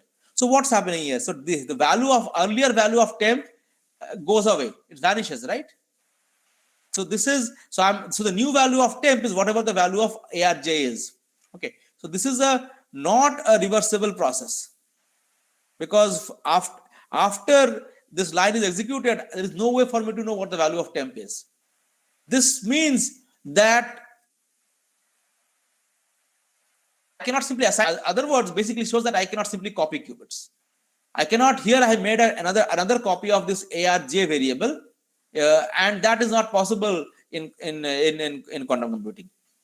And there is actually a deeper reason that behind it, that quantum mechanics says that the state of qubits cannot be copied. This is essentially this copying is a non-linear operation. And that's why it cannot be copied. So which means when you design your circuit, when you design your algorithm, when you think about it, you simply cannot do, make a copy here, then I will compare it or something like this. I'll keep the copy for later. Those kind of things cannot be done. You have to be clever about it. Okay. So let me tell you the first magic based on the circuits that we saw. Okay. So look, consider the circuit that I have on the top left. The circuit is a single qubit circuit, and the qubit is initialized to the state 0. Then I apply the state H. I get the state plus of the state I had said earlier. This is this 1 by root 2, 0. This is the state 1 by root 2, 0 plus 1 by root 2, 1. And then I apply H again. It turns out that if you work out, the action of H on the plus state, you will get 0. So the state that you get according to quantum computing should be 0. Okay. And if I at this point, if I observe, what do I get? As I will get. So if I observe at the end, I will only observe the state 0. I will only observe the state 0 with probability 1, right? Because the amplitude is 1 here. But if I had observed here in the middle, if I had observed in the middle, then I would have obtained, so I would be observing a plus state. And when I observe a plus state in the 0, 1 basis, what will I see? I will see 0 with probability square of the amplitude of corresponding to 0, which is half, and I will see 1 with the probability half, which is square of the amplitude. So now, if this plus state was a state that was either 0 or 1, this plus was a state that is 0 or 1 with equal probability, that then I should be able to analyze this output of the circuit based on this notion that it is either 0 or 1. So let's go ahead with this. So suppose then the plus is 0 with probability half or 1 with probability half. So if it is 0 with probability half, after I apply the second Hadamard, I will get the state 1 by root 2 0 plus 1 by root 2 1. And when I observe it, I will get 0 with probability half, 1 with probability half. And in the second possibility is that the state at plus was 1 with probability half. So you will observe, you will again do you will work out the details, and you will see that the probability will be again 0 with probability half and 1 with probability half. So now if you combine both the possibilities that the plus was either 0 or 1, then overall the probability of observing 0 is half from the top, half from the bottom, and both of them can happen, each of the top or bottom can happen with probability half. So it's 1/4 plus 1/4 equal to half. So you will see 0 or 1 with probability half each. But that's not what we see. We observe at the end of the circuit after the second Hadamard, we observe 0 with probability 1. So this is a distinction, right? This is a difference of observation. And this is what probably indicates. So maybe this is what you should try to use to help you understand this idea that plus is not 0 or 1, but plus is 0 plus 1. So this is not 0 or 1. This is both 0 and 1. Okay. And this is actually known as a superposition. This combination complex combination of two basis states, this is a superposition. So plus is said to be a superposition of 0 and 1. It's both 0 and 1. Okay. And the last interesting thing here is that if I let's come back to the circuit that we had seen earlier. The output. So the output of the circuit was this this state 1 by root 2 0 0 1 by root 2 1 1. What happens if I measure in this 0 0 0 1 1 1 1 0 basis? There is no amplitude corresponding to 0 1. There is no amplitude corresponding to 1 0. So I will not observe those states.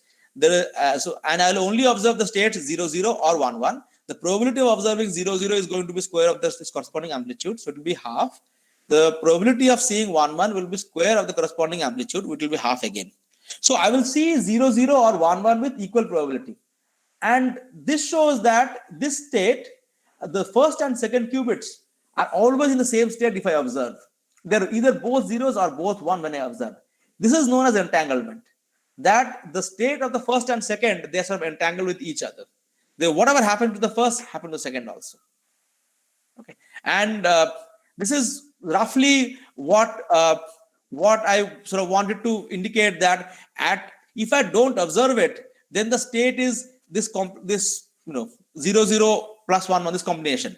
When I observe it, the state changes. So what is the real value before if I don't observe? The real value is something I don't know. When I observe, I will get one of the basis states with some probability. Okay, and this entanglement has been used to sort of transmit information, which is and do sort of quantum key distribution, do cryptography, and many other things like this. So roughly with that, I will end with sort of a summary slide. That so what's behind it is, are the properties that we are using. The properties come from quantum mechanics, and it's very difficult to actually understand quantum mechanics because it's slightly counterintuitive. So it depends on you whether you believe quantum mechanics or not, but at least you should believe that because there are a lot of experiments that have happened on quantum mechanics, and sort of experimental observations are matching the theory. So maybe you don't believe the theory, but at least you should believe that the experiments they are working out. And quantum algorithm basically tries to leverage whatever we are seeing in the experiments, observations, and try to make the best out of it. It's possible to design quantum algorithms using knowledge of algorithms, probability, and linear algebra. And we don't need to do any quantum mechanics. and any physics, because we are now able to abstract out all of those physics and quantum mechanics out into simple rules of linear algebra and probability. And there are real quantum computers on which you can run the algorithms and you can play with them. And there are sessions, I've seen the itinerary. There are lots of sessions on hands-on sessions where you will actually be able to see them running. And it's right now it is not clear what sort of algorithms for what purpose they will be used. In the next session, I will try to give you some glimpse what sort of algorithms can be possible. But at least I can say that this is the right time to enter this business of quantum computing. Okay, at least this is the point where nobody knows what it will be useful for, and so the field is wide open, and it's all depends on what you can make use of. So with that, I want to end the session. I'm late by a minute, but so I'll end, and if I'll wait if there are any questions. So on the slide, this is a slightly older slide from 2016. These are sort of the roughly the companies that sort of evolved and got funding at different points of time. So the number of companies in which offer quantum computing platform or service or hardware are now way more than what you see. This is a 2016 slide. It has increased manifold in the last 3-4 years. Okay, so thank you very much for listening.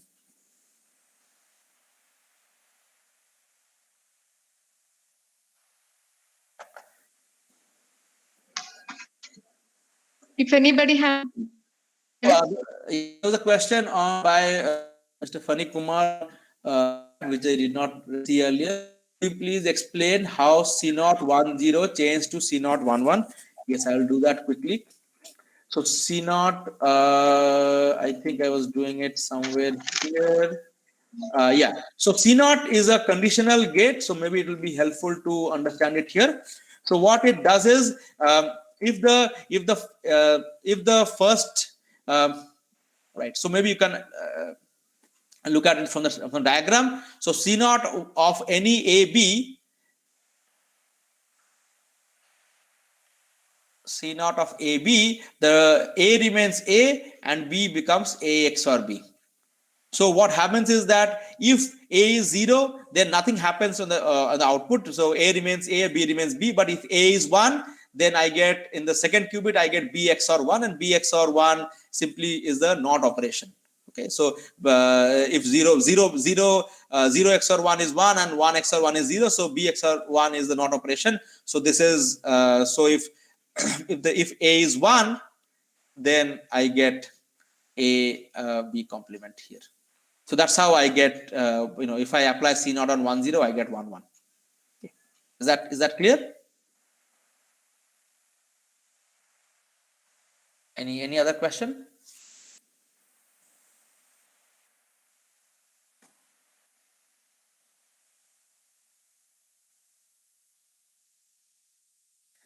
So this is one more time. Okay. So I'll use this space here. So C0, you can think of it like this. C0, just you remember that it's a conditional NOT.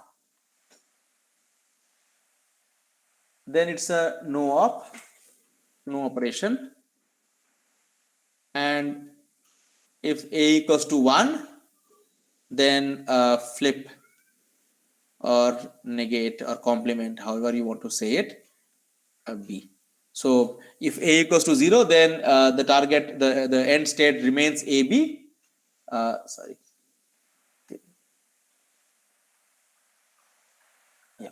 And if A equals to 1, then it becomes A, B XOR 1. And B XOR 1 is same as the complement of B. Okay. 0 XOR 1 is 1 and 1 XOR 1 is 0. So B XOR 1 is complement of B. So now this is this conditional NOT operator. If A is 0, then don't not apply NOT on B. If A is 1, then apply NOT on B.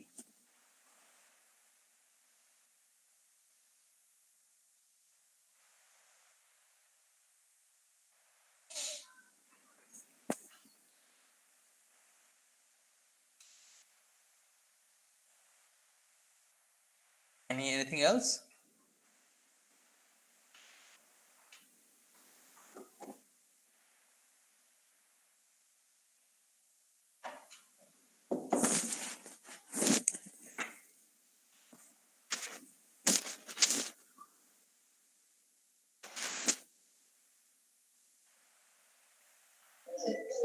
Sir? Yes.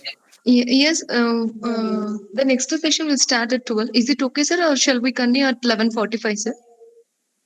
No, we can start it at 12 also, no problem. Yes. We can take a small longer break. This is a bit of heavy thing was going on, so a bit of refreshing is will be good. Okay, sir. Thank you, sir. So all the participants, the session will start at 12. So please go for the break. Please join in the same link. So please join in the same link for the next session also. Right. Okay. Okay. Thank you very much. Yes, thank you, sir. Okay.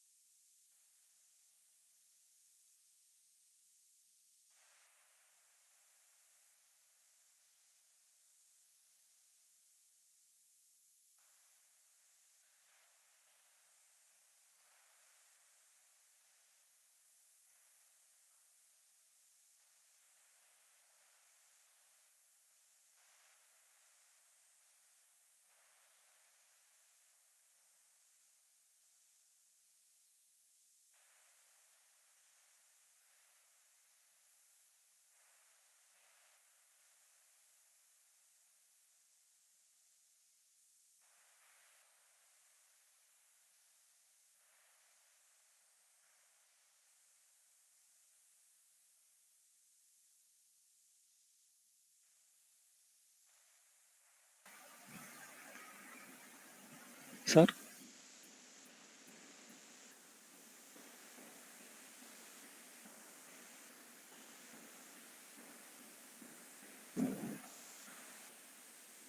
Hello, sir.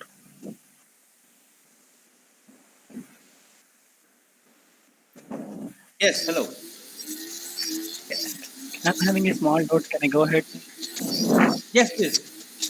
Yeah, let me introduce myself, sir. I am Funny. So my doubt is we are claiming that quantum computers are too powerful than classical computers. Eh, Yeah. So generally, Yes.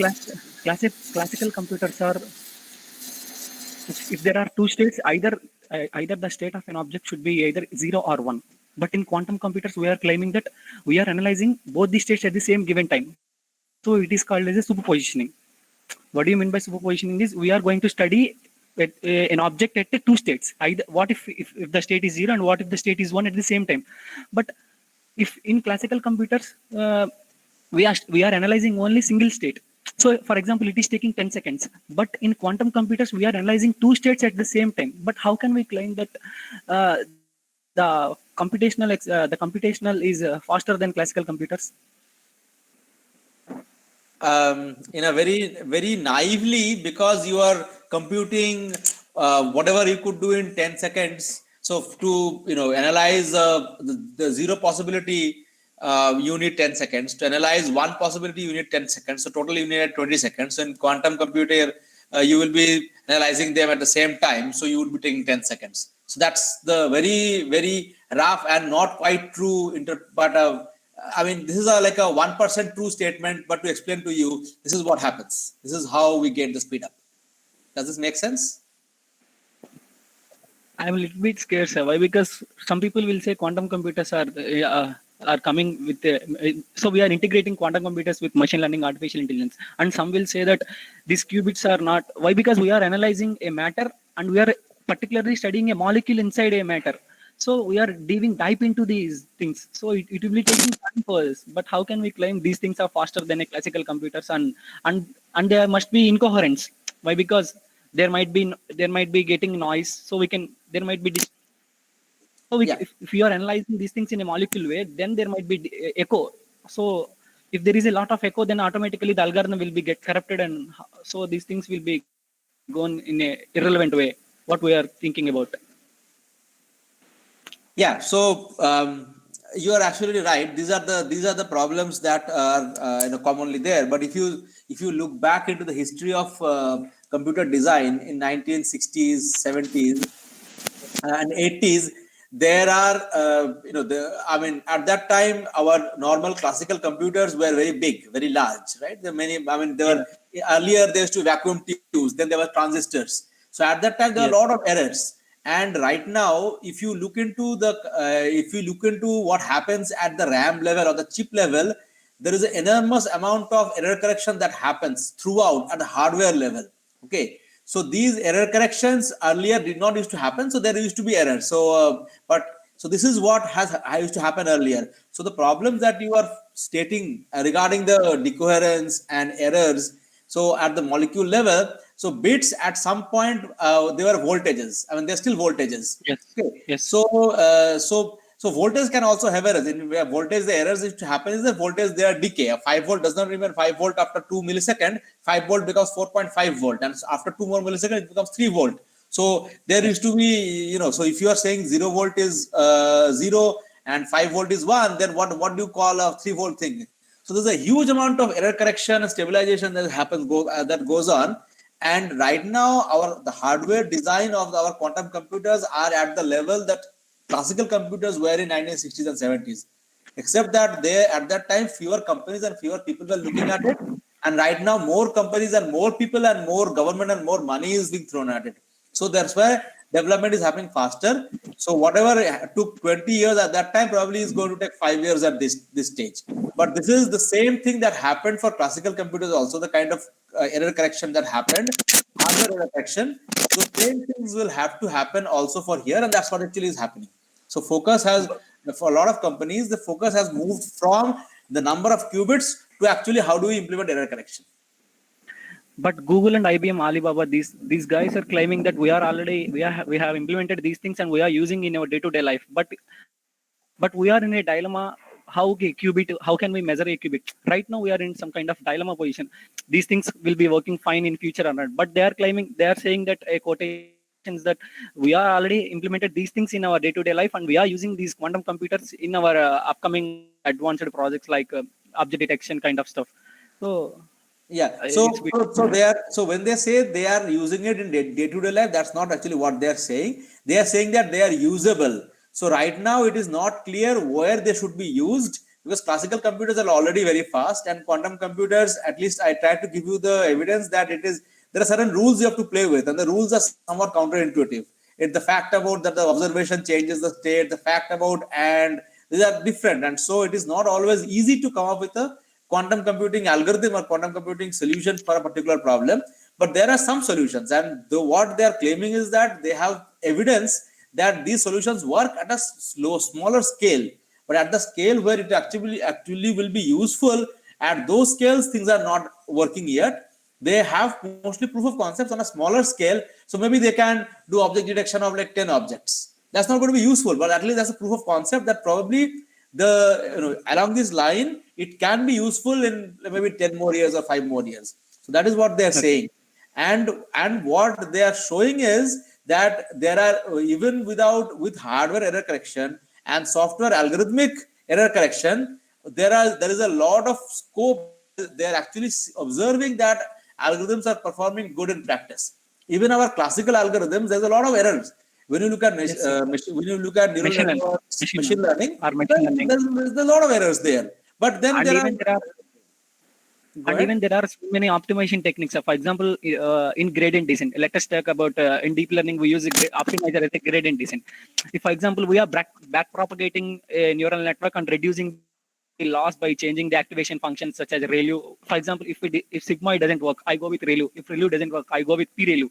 So according to there is a hyperparameter tuning. I'm going to tune my algorithm in such a way that which are the best possible parameters that I can choose as a hidden layers. Either I should go for 32-bit or 128-bit. Yeah. What volume of data you have, because everyone having the very smartphone, and most of the people are very fond of the selfie and the photograph, taking a video like that. So if the one picture is worth of 1,000 words, so now you can imagine how much data keep on daily increasing. So that is, this workshop is all aimed about how to handle the data, how to analyze the data, how to predict the data for any future event.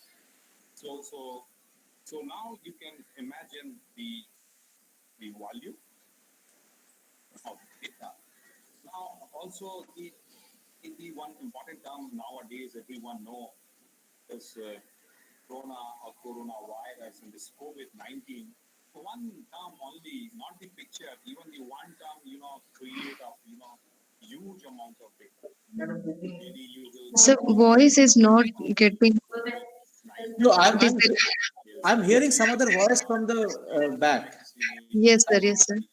Yeah, so I'm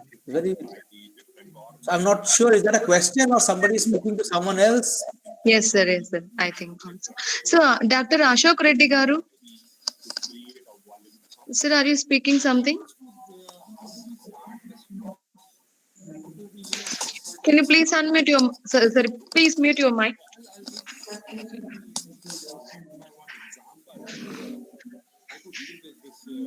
Sir, can you please mute your mic? Yes, thank you, sir. Sir, shall we start, sir? No, I can still hear something at the back. Yes, yes, sir. I'm also getting that voice. Yes. So I will check, sir. Yes, I think. So, yes, dear participants, please mute your mic.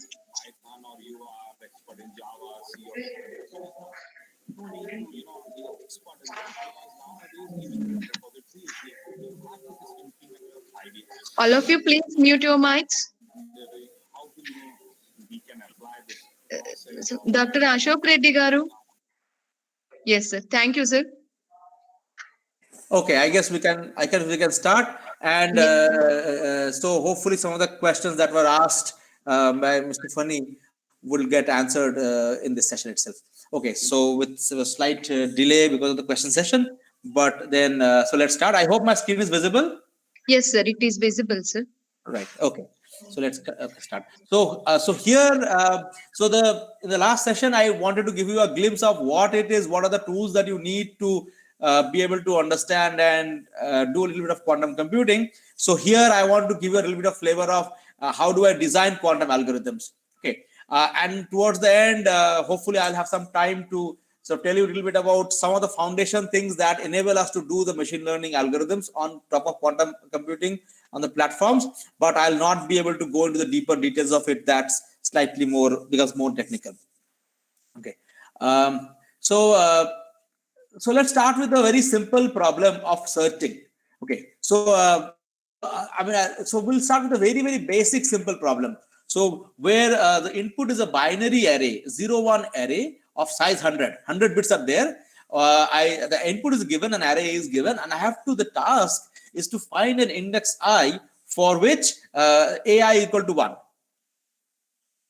Okay, and if there is no bit, so basically I have to find the index I which is set in this array A. Okay, and if there is no such I, then I'll report there is no, like, none or -1, something like this. But if there is any I, if there is more than one I also, I have to output only one I. As long as I output some correct I for which AI equals to 1, I'm fine. Okay, so now so let's first look at a randomized classical algorithm. Okay, so let P. So here is the standard way you would do it is just probably do a sequential search, start and write a for loop that goes from A1, A2, A3, something like, and checks if AI is equal to 1 or not. But let's look at a randomized way of doing it. Okay, so what I'll do is I'll create a random variable, a variable, which is a random index from 1 to 0, one of the indices of the array. And so P is equal to 1 with probability 0.01, is equal to 2 with probability 0.01, and things like this. And then I will check the value of at the Pth position, and I'll call it C. And then I'll check if C is equal to 1. I'll say print P. I found the P that I want. And if it is C is 0, then I'll say not found. Clearly, this is a bad algorithm, right? Because it's only checking at one position. It's checking the position in a random manner, but it's checking only one position, right? So what is the so let's analyze the algorithm. So it is making one call to the array. It is taking only one position, one probe, maybe is the right word. One probe to A, one is taking one index of A. And the successful probability is m by 100. Is very just simple combinatorics will give you. If there are m positions, m bits at which AI is equal to 1, then the probability is going to be m by 100. So imagine half of the bits of A are set. So therefore, the probability of being able to randomly hit upon one of the set positions is half of the 50 by 100, which is half, right? So success probability is m by 100. So how do I improve this probability of success? One way is that I run this entire loop k times. This entire thing run for k times.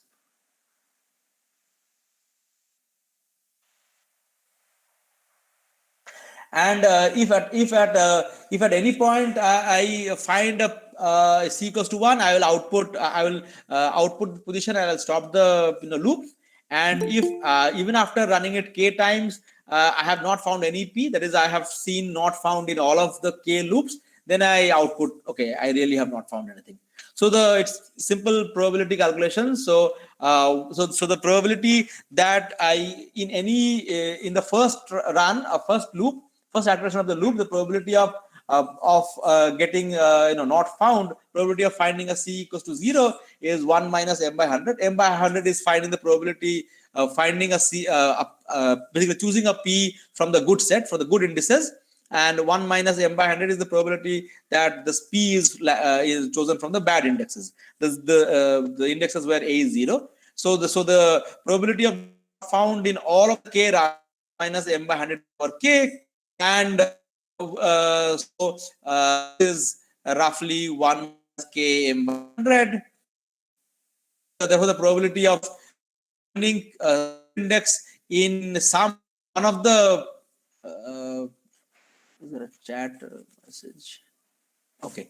So the finding a good index in at least one of the iterations, which will make me stop the algorithm and output the good index, is just 1 minus of that earlier probability, which is turned to be km by 100. So m by 100 is the success probability for one trial, one run. And so you see that the probability of finding a good index, which is the success probability of this entire k trial thing, is k times m by 100, which is so the probability increases linearly. Right? The more you have, the larger you have k, the more the probability increases. It of course, probability cannot be more than 1, so it's actually not quite linear. It sort of smooths out at higher end. And roughly, if you choose k equals to 100 by m, then the probability of finding a good index turns out to be very close to 1. Okay, so just keep this in mind that this particular searching algorithm, the probability if I have k iteration 100 by m iterations, then the probability of success is close to 1, and the number of probes to A is a k, which is 100 by m. Right? In each run, in each iteration, I make one probe to A. So the total number of probes to A is going to be 100 by m. Okay. So just keep that in mind that the default algorithm, it makes 100 probes, whereas here the probes is 100 by m, and the success probability is close to 1. Okay, so it's a very different algorithm, but seems to run good in practice. Okay, now I want to design a corresponding quantum equivalent to it. So there are small hurdles. Let's try to sort of look at the algorithm. The algorithm is given on the left, and then on the right side, I'm constructing a quantum equivalent version. Okay. So first, I need a way to implement this operation AP. That is, given a P, get me A. Because A was an array, right? A classical array. How do I make a quantum algorithm read from the array? So I need a equivalent of index operation, right? That is give me the value of A at a particular index. So for that, what I do is I create a particular gate, a particular operator that acts on 2 registers. Now, what is a register? A register is a bunch of qubits. Okay. So just like classically registers are bunch of bits, registers can store a bunch of bits. Similarly in quantum, a register can store a bunch of qubits. So I have 2 registers, one a 10 qubit register to store the position, that will be for the P, and a 1 qubit register to store the value. Okay, and I'll design a gate with this following operation. Remember, I have to, if you remember from the last session, if I want to define an operator or operation, I have to only define it on the basis states, right? And then everything else follows linearly from it.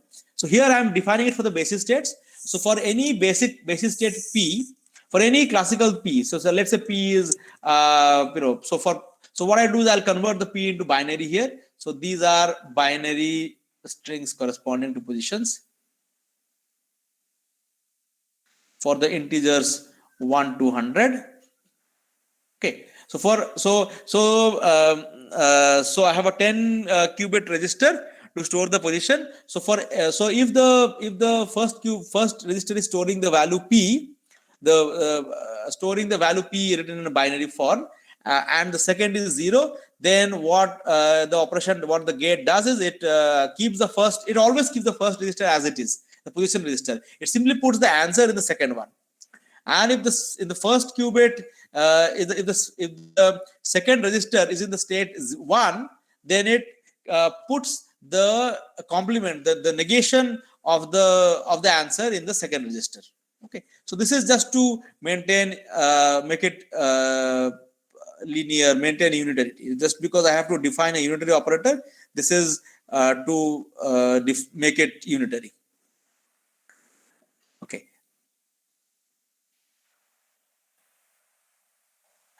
Okay, so this is how I am defining this operation A, because here this allows me to give any P and then get the value of AP in the second register.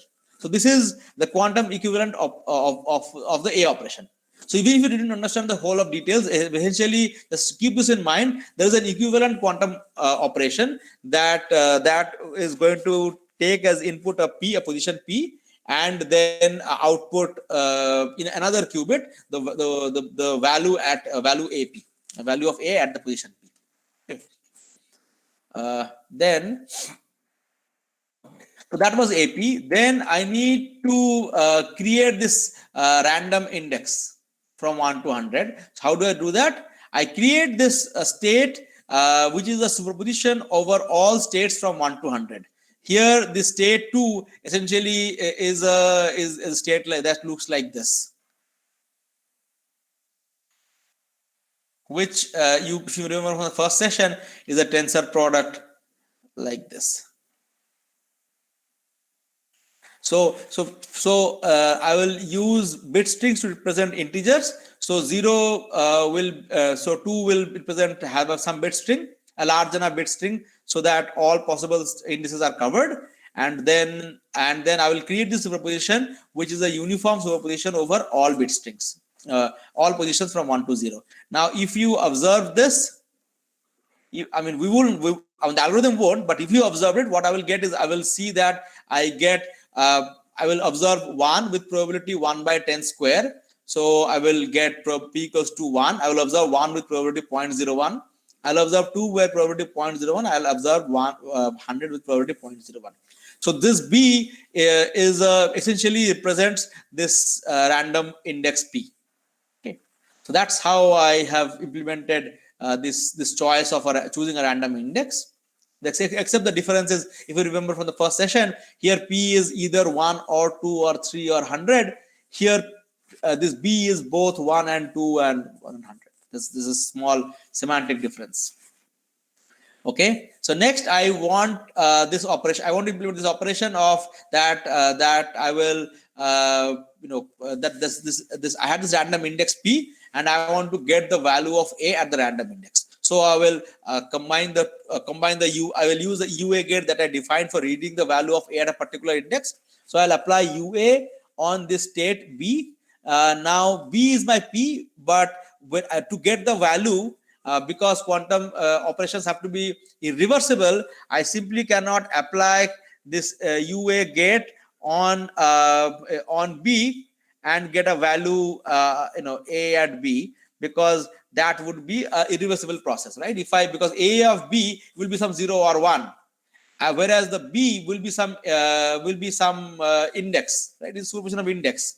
So the right side is going to completely remove the information what superposition I had on the left side, which is an irreversible process, right? So this is not possible, as per the rules of quantum mechanics. So we need to make it a reversible process, and a standard way of doing it is that I apply UA on b and 0, and I have another qubit which is initialized to state 0, and I put the answer there. So what happens on UA of b of 0? UA on so I have 1 by 10 1 plus 1 by 10 2 plus 1 by 10 100 0. And then this, because of linearity, this is same as applying UA on 1 0 plus 1 by 10 UA on 2 0, and things like this. And UA on 1 0, it is specified here. What happens is that 1 remains 1, and in the second register I get the value of a at 0. So what I will get is 1 with probability 1 by 10. I will get the superposition of 1 a1 plus 2 a2 and something like this. Then I will get 100 and then a100. So this is equivalent. This is the equivalent of getting var c equals to ap. Okay. So now let's see what happens to what do I do next? So here just on the left, on the okay. So suppose at this point I measure both the registers, measure both of the first and the second one. What will I get with probability? So I will get I will get 1 comma A1. The probability of seeing 1 comma A1 will be 1 by 10 square. So it will be 1 by 100. Probability of getting 2 comma A2 will be again 1 by 10 square, will again 1 by 100, and like this. So essentially, I will B and a C, where P is some index from 1 to 100, and C is the value of A at that P with probability 1 by 100. So this is exactly same what happens here. Okay, I get a P even on the left side. I get a P from this set 1A1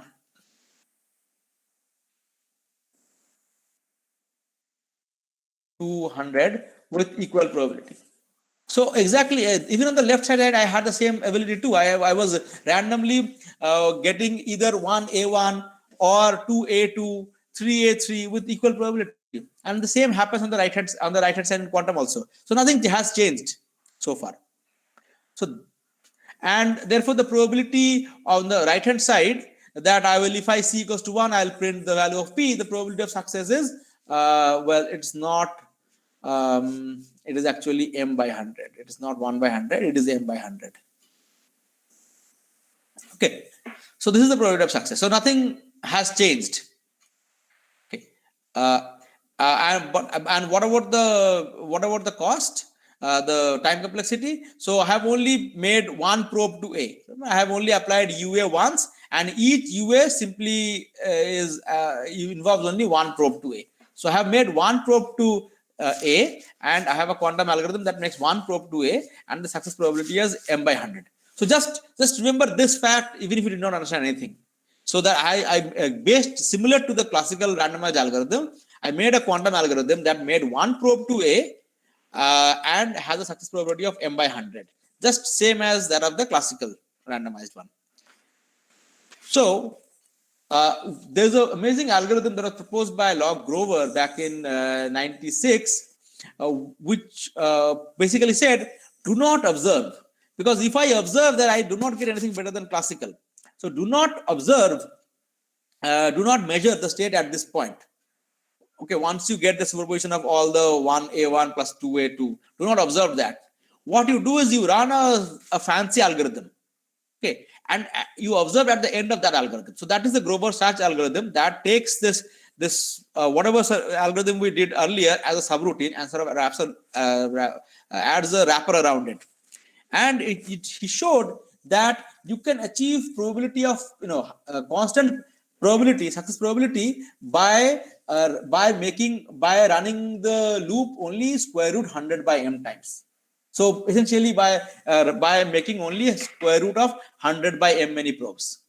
And this is a square root improvement compared to the classical. In classical, to get a high probability, constant high probability, we had to run the loop 100 by m times. Whereas in quantum, I'm able to run it, I'm able to get the equivalent probability by running it only square root 100 by m times. So this is what Grover's algorithm does.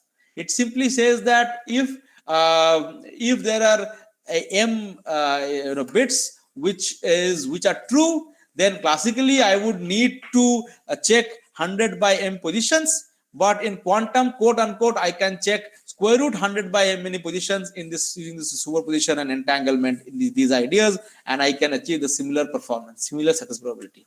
So that's what Grover's algorithm does. Now, by itself, it's not very useful. But okay, so the underlying technique, people soon realize that it could be, it is useful for things beyond simple searching.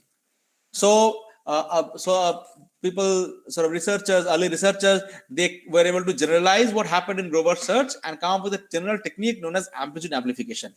So what the technique basically says is that, so Grover search turns out to be a special case of amplitude amplification, and the idea is simple.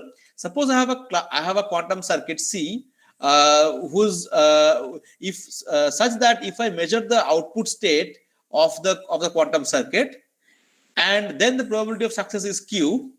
If we have a circuit C like this, then this amplitude amplification says that I can I can sort of have a wrapper around this circuit C. So there are some gates I apply. I don't measure after immediately running it C. I add some more gates. Then I again call this circuit C. Again, I apply some more gates. Again, call the circuit C. I do it square root Q many times.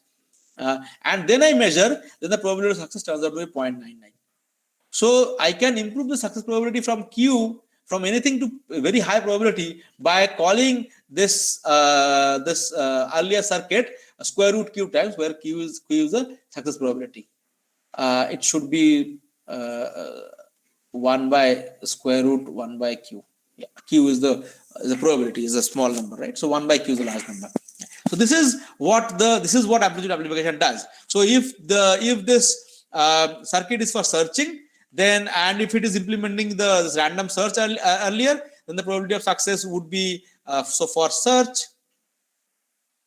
So now it is easy to see the searching as a special case of this amplitude amplification. So for search, Q is m by 100.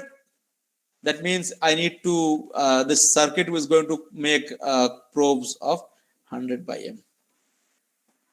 Okay. Whereas the classical technique will need to call C order Q many times. So this is what the difference is, and this difference is people commonly talk about it as square root speed up. That if I had to boost a probabilistic process to improve the probability, I had to run it Q times in classical, then I can get the same performance by running it square root 1 by Q times. If I had to run it 1 by Q times in classical, again I made a mistake here. This is 1 by Q. If I had to run something 1 by Q times in classical, then I can get the same performance, same success probability by running it square root 1 by Q times. Okay. So this is what is driving rover search and is general enough to be used in other things. So what I want to do is, in the next 10-15 minutes, give you several applications of this very, very simple idea. Okay. So take up this problem of graph Hamiltonian cycle. The question is given a graph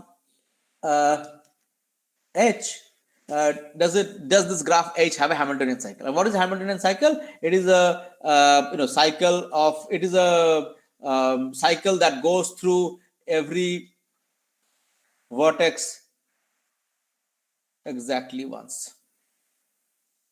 So every vertex has to be visited, but only exactly once. You cannot visit twice. You cannot not visit it. Okay, you cannot have anything unvisited. So this is a question, and this is a very well-known NP-complete problem. And a classical algorithm is there in which you would sort of try out algorithm would try all possible permutations of vertices. Use all possible way to visit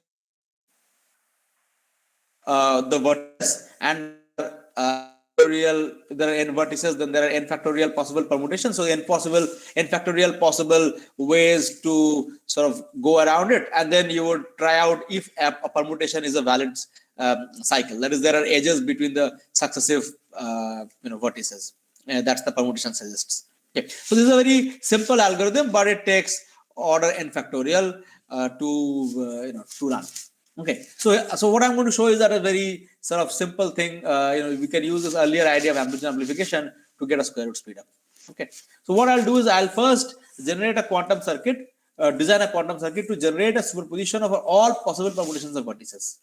So there are n factorial many permutations. So the amplitude would be 1 by square root n factorial, and it will be on two registers. The second register will be always in the 0, because there I will get the answer, whether it is a valid permutation or not. What is a valid permutation? A permutation is valid. Suppose if there is a permutation V8, V3, V1, V7, V5, then P1 is valid if there is an edges like this, V1, V3, if these edges exist, and the last thing should have an edge back to V8. So basically it should form a cycle. That's what I call a valid permutation. Okay. So I create a superposition over all possible permutations of vertices, and this is easy to create. I mean, I haven't told you how, but this is easy to create. This sort of all possible uniform superposition of permutations. So I can create a superposition over all possible permutations of vertices, where the first on two registers. The second register is always in the state 0. The first register is the permutation register where I have all possible permutations. And then I make and then I query the graph, if P forms if a particular sort of so I apply I check if the permutation is a Hamiltonian cycle or not, and if it is Hamiltonian cycle, then I change the P0, the permutation and 0 to permutation comma 1. Second register I flip to 1 if the corresponding permutation is 0 or not. Okay, otherwise I do nothing. So the probability of success of this algorithm, if I run it only once, turns out to be m by n factorial, where m is the number of Hamiltonian cycles. If there are m Hamiltonian cycles and I'm trying out total n factorial permutations, so out of them m will be actual cycles, so the probability is going to be m by n factorial. So now if you see this picture, one way to improve the probability is to not measure but apply this square root speed up idea here. So if you apply the square root speed up idea here, then I can improve the probability to 0.99, and the running time would be square root n factorial by m, which is definitely going to be less than square root of n. Right. So whereas in classical I had an n factorial process, so in quantum I have a square root n factorial process. So this is a very simple application, but we can sort of build on this, and this shows this is the very basic way to speed up quantum algorithm. Speed up a problem, solving a problem in the quantum algorithm is by getting square root speed up. Okay. So that's the very simple way. You can apply this to many other things also. So okay, so now let's take a similar problem, which is the traveling salesman problem. Now so what is the traveling salesman problem? Here I have a complete network with given edge to edge costs. So I have a network in which I have costs from going from one place to another. So I have this cost 2, 3, 2, 1, 7, 4. And I have to find a cycle with the least cost. Essentially a Hamiltonian cycle with the least cost. Okay, so I need to make a tour. It's also known as traveling salesman tour or traveling salesman cycle. So I have to find a tour that goes to all the cities and comes back to the starting city and visits every city exactly once. And I want to find the least cost tour. Okay, so once again, one way to start it is by generating a superposition over all possible cycles of vertices along with their costs. This is also something easy to create, and this is similar to so now there are three registers. There is a permutation register, there is a cost register, and then there is a answer register. Okay, so the permutation register and answer register were here also, except that now we are talking about a graph with weights. So now there is a cost. So for each permutation, if it's a valid, so for each permutation, what is the cost of that particular ordering? If I take a tour by following the vertices according to the permutation, then what is the ordering? Right? So permutation will be go V7, then V10, then V12, then V4, like that. And it is because it's a permutation, so it will ensure that every vertex is visited only once and exactly once. So it is possible to generate a superposition over all such permutation, but the trouble is here I have to find a P with the smallest cost, and that is not clear how to do it from here. Okay, Grover's algorithm is able to, or in amplitude amplification, is able to search for a permutation, a good permutation. But here, how do I find a permutation with the minimum cost? So this is a problem that is not specific to traveling salesman, but this is a standard way you would want to start solving a problem, and if it's an optimization problem, then you hit this hurdle, that how do I have generated superposition over all possible solutions, all possible feasible solutions, and then I need to find the feasible solution with the smallest cost. How do I find it? So this is where we can use a very sort of interesting algorithm for minimum finding. So let me try to explain to you this quantum algorithm for minimum finding. So given, suppose we have an array A, assume that all the values are distinct. Okay, it's easy to sort of fix it, but we would not bother about that. So assume that I have an array A. So I have an array A 20, 22, 11, 47, 31, 9, 13, things like this. And I want to find the minimum value in this array.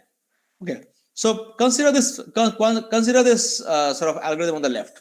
So I choose Y randomly from 1, 2, 3 up to N, a random index from all of them. And then I will run a loop. What will happen in each loop? I will mark. So here the first iteration Y is randomly chosen to be 17. So let's say 17 is my Y. Okay. Then I will mark all Y prime whose value is less than Ty. So I have marked the third index whose value is 11, less than 17. I have marked the fifth index, value is 7, less than 17. I have marked the values 9, 13, 2, 5, 16. These are all less than 17. Okay. So I have marked them in gray. Background I have turned it to be gray. Okay. And then among the marked ones, I'll randomly choose any marked of ones. So suppose I randomly happen to choose 11. Okay, so among the gray ones, I randomly again choose one of them. So I randomly choose one and say, let's say my random choice is 11. Okay, so then I will set my Y to be 11, and if there is no such Y, then I will say the loop ends. The loop breaks. Okay, but if there is a Y, if there is a Y prime, so if I'm able to find any sort of any marked Y prime, then I will set that value, the Y to be that value. So set Y to be that, and I'll rerun the loop. So here I had found randomly found from the marked ones. I've randomly selected one, and that turns out to be 11. So now 11 is my new Y. 11 is my new Y. So I again do the same process. I go through the array and I mark all the ones that are less than 11. So 7, 9, 2, and 5 are less than 11. And of them, I randomly choose one. Let's say I randomly happen to choose 5. Okay. So then I set the 5 as my Y for the next iteration. So the next iteration, my Y is equal to 5. So I mark all the values that are less than 5. That's only 1, 2, and then I will find any value that is marked. So I'll only have one value that is marked. So I'll get Y. This marked will be. I will get 2 as a value among the marked ones, and in the next iteration, that my 2 will be the Y in next iteration. Okay, and in this iteration, when I want to find a marked, firstly there won't be any cell that will be marked, and so I will not be able to find any marked cell when I try to randomly sample from them. So at that point, my loop will break, and whatever was the last Y, I return that as my minimum. So it should be clear that this algorithm will obviously going to return the minimum value. At every point, it is trying to sort of narrow down your possible things that you have to look up, and it is obviously going to return the minimum at the end. The only challenge is the time it takes, because the time it takes depends on the random choices. Okay, so this is a classical algorithm so far, right? It's just randomized algorithm, and you can show that the expected running time is actually not much difference from just. So the trivial algorithm for finding minimum is a linear scan that takes order n. So this is the trivial naive deterministic algorithm. It takes order n, and this randomized algorithm also takes order of n. Now, what we can do is here in this step where I was searching among the marked ones, where I was searching for a marked element from among all the elements, at that place I can replace that step by a quantum search. So I can replace that by a quantum search, and this quantum search will give us a square root speed up. Okay, and I can leverage that. And then so the algorithm, this was proposed by Christoph Dorr and Peter Hoyer, was his PhD advisor at that time. Their algorithm, what they showed is you can actually the expected running time, you can improve it by a square root speed up. You can get a square root speed up here also. The expected running time turns out to be square root of n and not n anymore. Okay. So that's a very sort of nice but simple algorithm for finding minimum, which also gives us square root speed up over the naive classical algorithm. And there's nothing special about minimum here. You could do the same thing for maximum. This also works for maximum finding. Okay. So this is so just remember this minimum finding algorithm that gives us the minimum of an array of size n using only square root n complexity. Okay. Okay. So then now, if you now combine this method for minimum finding to this superposition here, we would be able to find minimum among all these superpositions, and the cost will be square root of whatever we could get in a classical manner. So we can use this algorithm, this technique of minimum finding, and the same technique was for maximum finding as well, on traveling salesman, minimum vertex cover, largest click, 0-1 knapsack, and many other optimization problems, which are all NP complete optimization problems.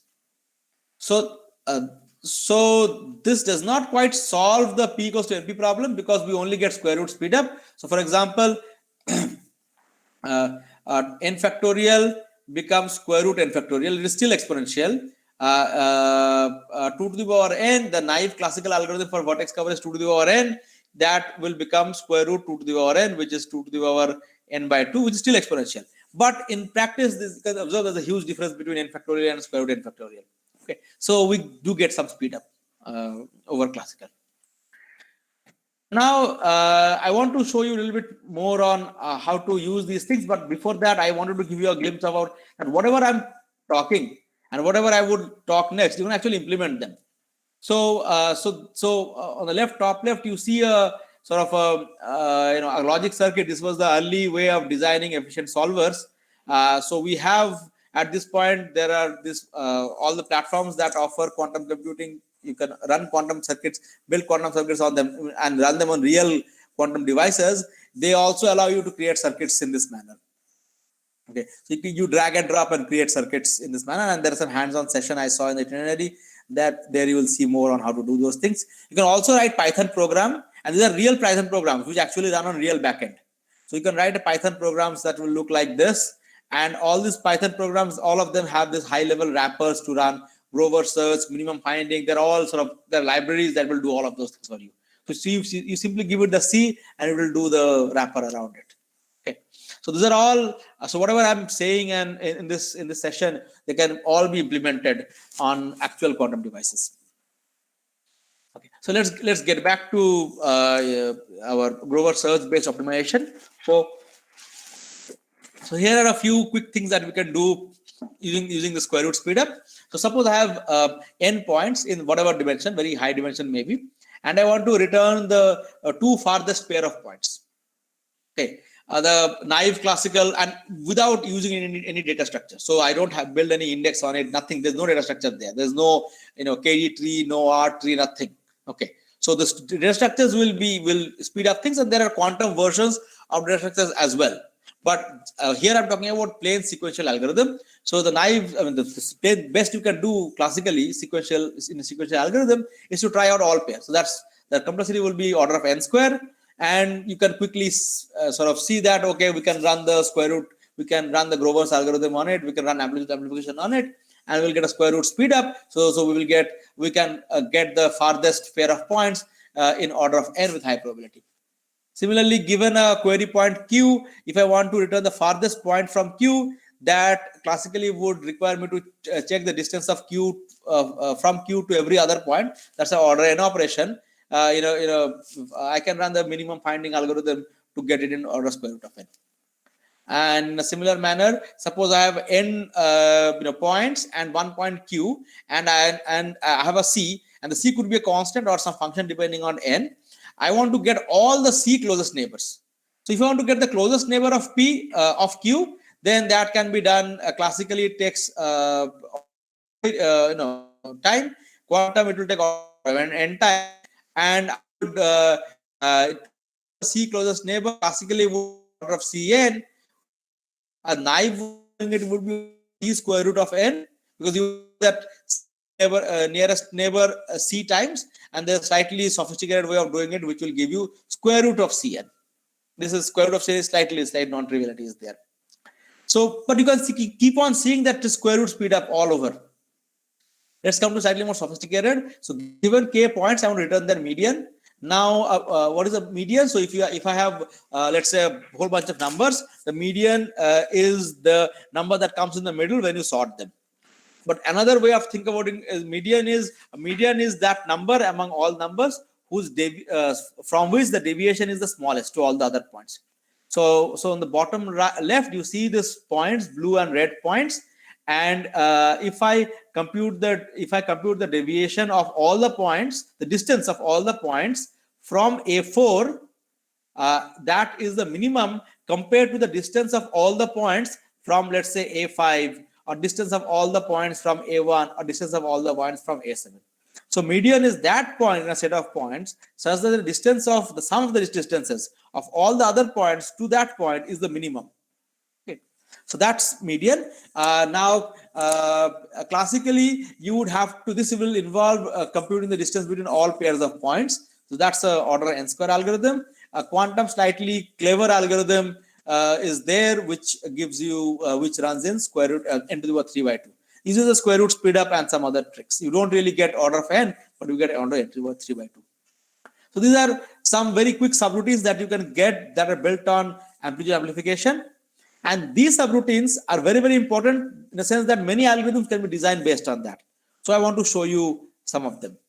So let's take this familiar method of key median, which is a clustering method, an unsupervised clustering method. Okay, so I have so just to remind you what the problem is. So I have n points in some high dimensional space. I want to cluster them. I want to group them into k clusters, C1, C2, Ck, and a cluster center for all the clusters. Cluster center should be a point in the cluster itself, so that I want to minimize the total sum of deviations. So what do I mean? I mean that for every cluster, I have a cluster center, so I compute the distance of every point in that cluster to the cluster center.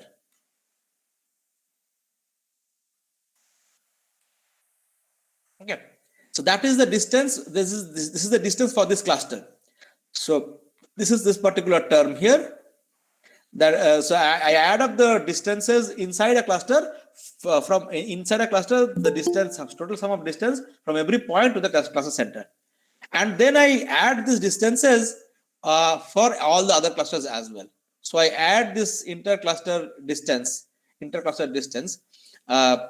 I add them. So this is the total sum of deviations. So I want to group the points into k clusters and along with the cluster center for each of the clusters, such that this total sum is minimized. That's the problem of k median. This is also an NP complete problem. And this is one of the very common unsupervised learning method. You want to classify the group points. You don't have any test data, so any labeling. So this is one way to generate labeling. Okay. So now here is a quantum algorithm for solving it. It looks, the way I will explain it comes from a classical algorithm, and then you just apply the square root speed up quantum search and quantum minimum or quantum maximum subroutines at specific points. So let's quickly review it. So first task is going to be to choose k initial centers such that they're sort of nice, they're sort of central enough. So how do I do it? So I choose C1 as a random point, and then I choose C2 as the farthest point from C1. Okay, and then I choose C3 as the point that is farthest away from the previous two centers. So total, I choose C3 such that the distance of C3 to C1 plus the distance of C3 to C2 is maximum. So among all the points that is not C1 and C2, I try to compute this value x to C1 and x to C2, and I see for which x this sum is maximum, and I choose that as C3, and then I keep on doing it. Okay, so that's how I choose the initial k centers C1, C2 to Ck. Okay, then what I do is So these are my initial K centers. So then for every point X, I assign X to its closest center. So I have this center C1, C2, C3, C4. Now I have a point X. I compute the distance of X to all the other centers, and then whichever is the minimum, smallest, I assign X to that that center. So that's how I build the cluster. So now X and C2 are now in the same cluster. So I keep on doing it for all the X's. And next, what I do is, what the algorithm does is, every center, so now this cluster will now have many other points. Okay, so I compute the total, I compute the median of all the points in this cluster. So I sort of find out the central point in this cluster, the point whose distance to all the other points is minimized, and I assign that as the new cluster center. So I assign, so instead of C2, so I'm going to assign C2 to the new point. Maybe there's a point like here, whose distance to everything else was smallest. So I will make as this as the new C2, and I do it for the other clusters as well. And if this process changes the so then I go to then I go to 2. I go to 2. So again, I assign X to the closest center and things. So I have a new set of centers now, and I go to 2 and I repeat the process. When do I stop? I stop if at this point there is no change. No change in any cluster center. If every cluster center, they remain the same, then I stop. I say I have converged. So that's a sort of a heuristic that seems to work good in practice, but that's an entirely classical process. Okay. Now what we will do is we will identify wherever we can do the square root speed up and the quantum minimum finding related speed up to speed up the entire process. So let's see. So finding random point is straightforward. It's like creating a random superposition. Then C2 is farthest from C1. This can be implemented using the quantum maximum finding algorithm. Okay. So that will take some constant C1 times square root n. Then I will have to find a C3. I have to search among all points, which is the farthest, which sum to the to the C1 plus C2 is maximum, and that you can. It takes a bit of time, but you can work out an algorithm using the same techniques of maximum finding. That takes again 2 C1 square root n time, and you try it for all the other centers. So third point C4 will take 3 square root C1 square root of n, and if you do, once you do it for all the k points, you get a total complexity here turns out to be k square root of n. So it will be like 1 plus 2 plus 3 plus until k minus 1 times c square root of n, which is down to be k square root of n. And then for every point x, I have to assign it to closest center. So what I'll do is from every x, I'll compute the distance to all the other all the k ci's, and then I'll find the minimum among them and I'll assign it. So finding the minimum among n candidates for all the k points is going to be, so for all the n points, I have to find their closest center. So there are k possibilities, k centers to choose from. So that's n times square root of k. And then for every center, for every cluster, I have to compute the median, and I do that for all the k clusters. So if you do it naively, then you would get into the power 3 by 2 is the maximum size of any cluster times k, because there are k clusters. You can be slightly smart how you do the search, and then you also get a square root k there. So the total time for the third step becomes into the power 3 by 2 square root k. Okay, and so that's you can see that I have taken the k median algorithm and I have sort of tried to made it quantum by using this quantum subroutines at the key places. So this is a very sort of easy but effective way of speeding up classical algorithms. So here I have not designed a new classical algorithm. I have taken the existing classical algorithm, found out wherever I could implement. There's a minimum. I could have this minimum finding or maximum finding or search steps, and at those points I would use the classical the quantum search algorithm, the quantum amplitude amplification algorithm, the quantum minimum finding, quantum maximum finding algorithms, and speed up the entire process. So this is a this is one way people have created algorithms for many of the graph theoretic or combinatorial or even machine learning problems by just sort of looking at the classical version and try to speed up small steps, and thereby speeding up the whole process. So that sort of is one style of algorithms which are all based on Grover search and minimum finding. And minimum finding also uses Grover search. So this is basically a key technique. So even if you don't understand the technique too much, how it happens, at least you should understand that it gives you a square root speed up. And then if you want to implement a quantum version of an algorithm, your task would be to rewrite it so that there are lots of places where you can have this search or maximum or minimum finding. So all those places you will fit in the quantum versions and speed up things. Okay, so in the last 15-20 minutes, I want to tell you a little bit more about a different kind of algorithm. So there's a one we saw earlier was more on combinatorial. You take a classical combinatorial algorithm and you replace small parts of it to make it quantum and speed up things. So here I would talk about some algorithms which are inherently quantum. That is, there is no corresponding classical analog. There's one such algorithm that was designed about 10 years ago, which is an algorithm for solving linear system equations. And this is once again a key step in many optimization problems, solving a linear system. So what is the question? So we are given n equations in the form of ax equals to b. So it's we have a linear system. I have a matrix A and I have a vector b, and I have to solve ax equals to b. And so this ax equals to solving ax, so I have to find ax as that ax equals to b, and this is the standard way to solve linear system of equations. And many optimization problems can be written in terms of linear systems, and so an algorithm for that is very useful. The classical best you can do is conjugate gradient descent, whose running time is roughly order of n, where n is the number of equations, the number of rows, or the dimension of A. Okay.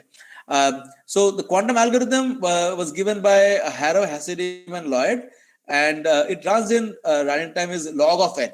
So there's an exponential improvement, but there's a catch. The catch is the conjugate gradient descent will give you the entire solution vector, right? So suppose x is the solution is x1, x2, xn.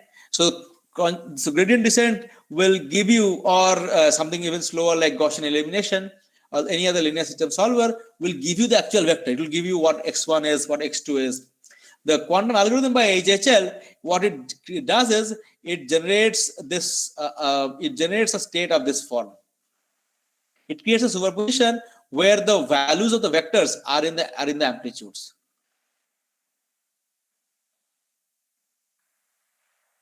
With some normalization factor, because the x they may be not normalized, so there's some normalization factor below. So it doesn't quite give you the amplitudes, the values of x size in specifically, but it gives you a way to sample from the solution vector. And it turns out that this, even though it is not quite as useful as what Gaussian elimination, linear system solving, or gradient descent, this is useful in many scenarios where you don't want the entire solution, but you simply want to maybe compare two solutions, or you want to sample from a solution. So things are slightly different here, but there are lots of useful cases, applications of this particular solution also. So how does just to give you a very high level glimpse of how does the HHL algorithm work? How is it able to get everything in order log n? What is the basic underlying things? If you want to understand it, what do you need to know? Okay, so the basic idea is that instead of I have to solve, so this is the original problem, given A and B, I have to solve for an X. Okay, so the corresponding quantum algorithm basically becomes, given an operator A, given a gate A and a state B, find a state X such that AX equals to B. That turns out to be the quantum analog of a natural quantum analog of the original task. This means that I need to be able to create the state B from the vector B, and I need to be able to create the operator A, the gate A, from the given a matrix here. So HHL showed how to do that efficiently.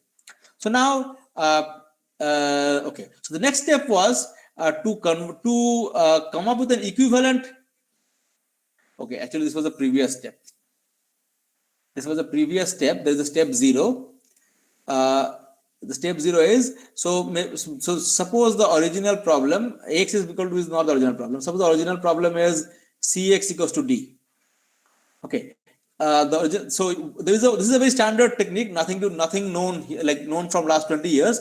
That there is a way to convert Cx equals to D into an equivalent problem Ax equals to B, where A is Hermitian.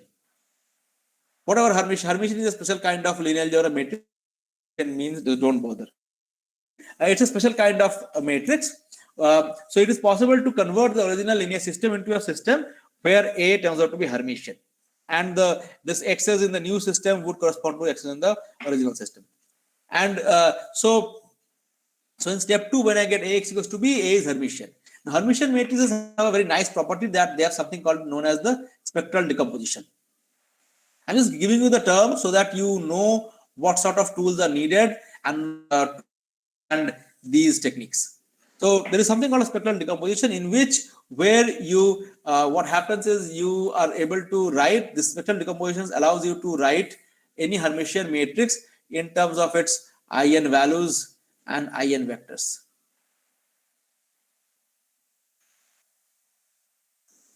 Okay.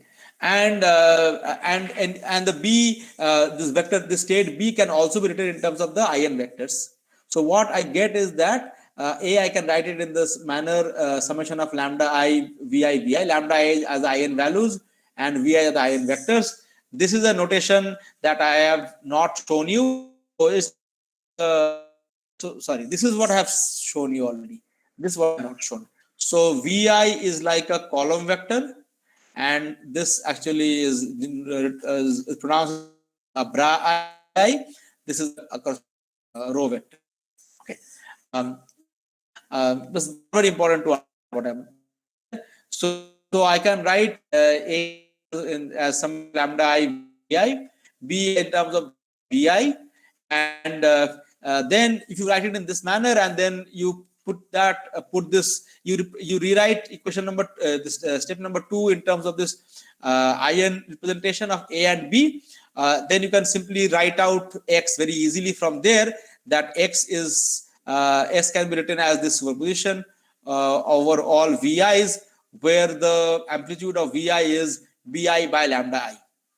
So what it boils down to is that given a quantum operator A and a state B, I would like to obtain this superposition of VIs where the amplitude of VI is BI by lambda I. Okay. So there they use, so originally there was A had amplitude lambda I in the superposition. So so there is a quantum, very important quantum subroutine that is known as quantum phase estimation.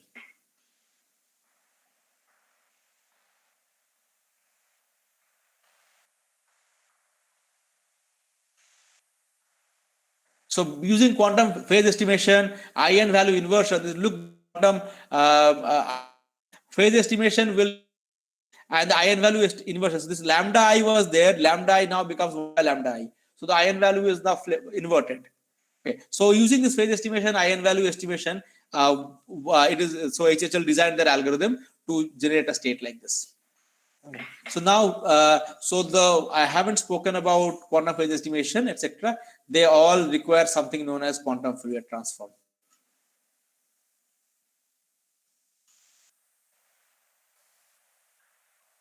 And this quantum Fourier transform is what powers there's a famous algorithm by Peter Shor, which allows us to factor numbers, integers in polynomial time. And the source factoring algorithm is based on this quantum Fourier phase estimation and quantum Fourier transform. So there's a different line of algorithm which I did not speak about, which sort of goes into this linear ecosystem solver. Okay. And this algorithm runs in order of log of n. And there are lots of details here that I skipped out. I just wanted to give you a very high level glimpse of what are the ingredients that goes into this algorithm. Okay. The next few algorithms that I'll talk about, they are all all of them are used to solve optimization problems. So I'll just let me show them to you first. There are different kinds: variational quantum ion solver or VQE.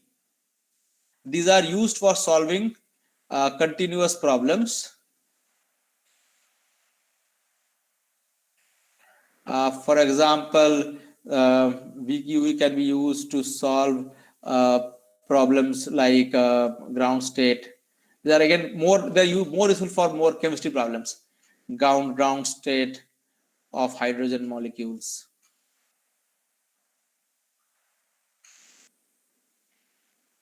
So VQE, but there are also some use in them into combinatorial algorithms also, but they're slightly difficult to use. Problems also combinatorial, as in on graphs, on arrays. On the problems on these are combinatorial problems. So there are VQE algorithms for them also. So there are VQE. I'll come back to these, what the algorithms roughly what they do. So the VQE is those kind of algorithms. Then there is QA/OA optimization algorithms. These are combinatorial optimization algorithms. The one that is spoke about. So traveling salesman, vertex cover, location, facility location, and then click, coloring, then image processing algorithm, image segmentation, foreground background detection, then edge detection. So all these are combinatorial optimization problems. So QA was developed to solve. This is the shorthand is QA/OA. They were developed to solve combinatorial optimization problems. And then we have quantum neural network, which is used for solving large scale learning problems.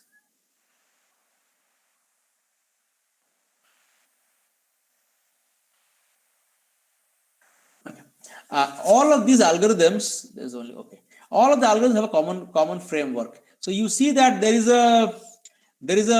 are all in this model of classical quantum classical hybrid. They're hybrid models. They are all hybrid techniques in the sense that they use both classical and quantum portions. Okay. So this is a bad picture. This is a better picture. So what happens is you run a circuit on some fixed state. The state is some easy to prepare state. So plus states I introduced in the first session. Some easy to prepare initial state.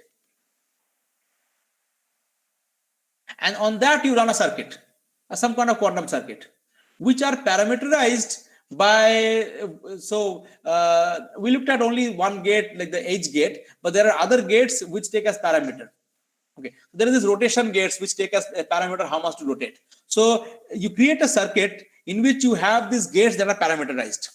And so you start with some default set of parameters. So you start with a default set of gates, and then you measure. This orange lines are all measurements. Then you measure, and you observe based on what you observe. Then you do a classical optimization. This is entirely a classical step. Then you do a classical optimization. Some kind of a gradient descent happens, and then you fine tune the parameter. You find out and then you rerun the circuit again with the new value of the parameter, and then you measure. You optimize and you find out the new set of parameters, and you keep on doing it until there's some kind of a convergence criteria meets. Okay, so all these three algorithms, they all follow the same framework, that there is a circuit that runs on an initial state, and then the output is measured, and then based on that you update the parameters, and then you again run the circuit. They're all again in the same manner. So you can again see there's an update parameters thing happening here. Where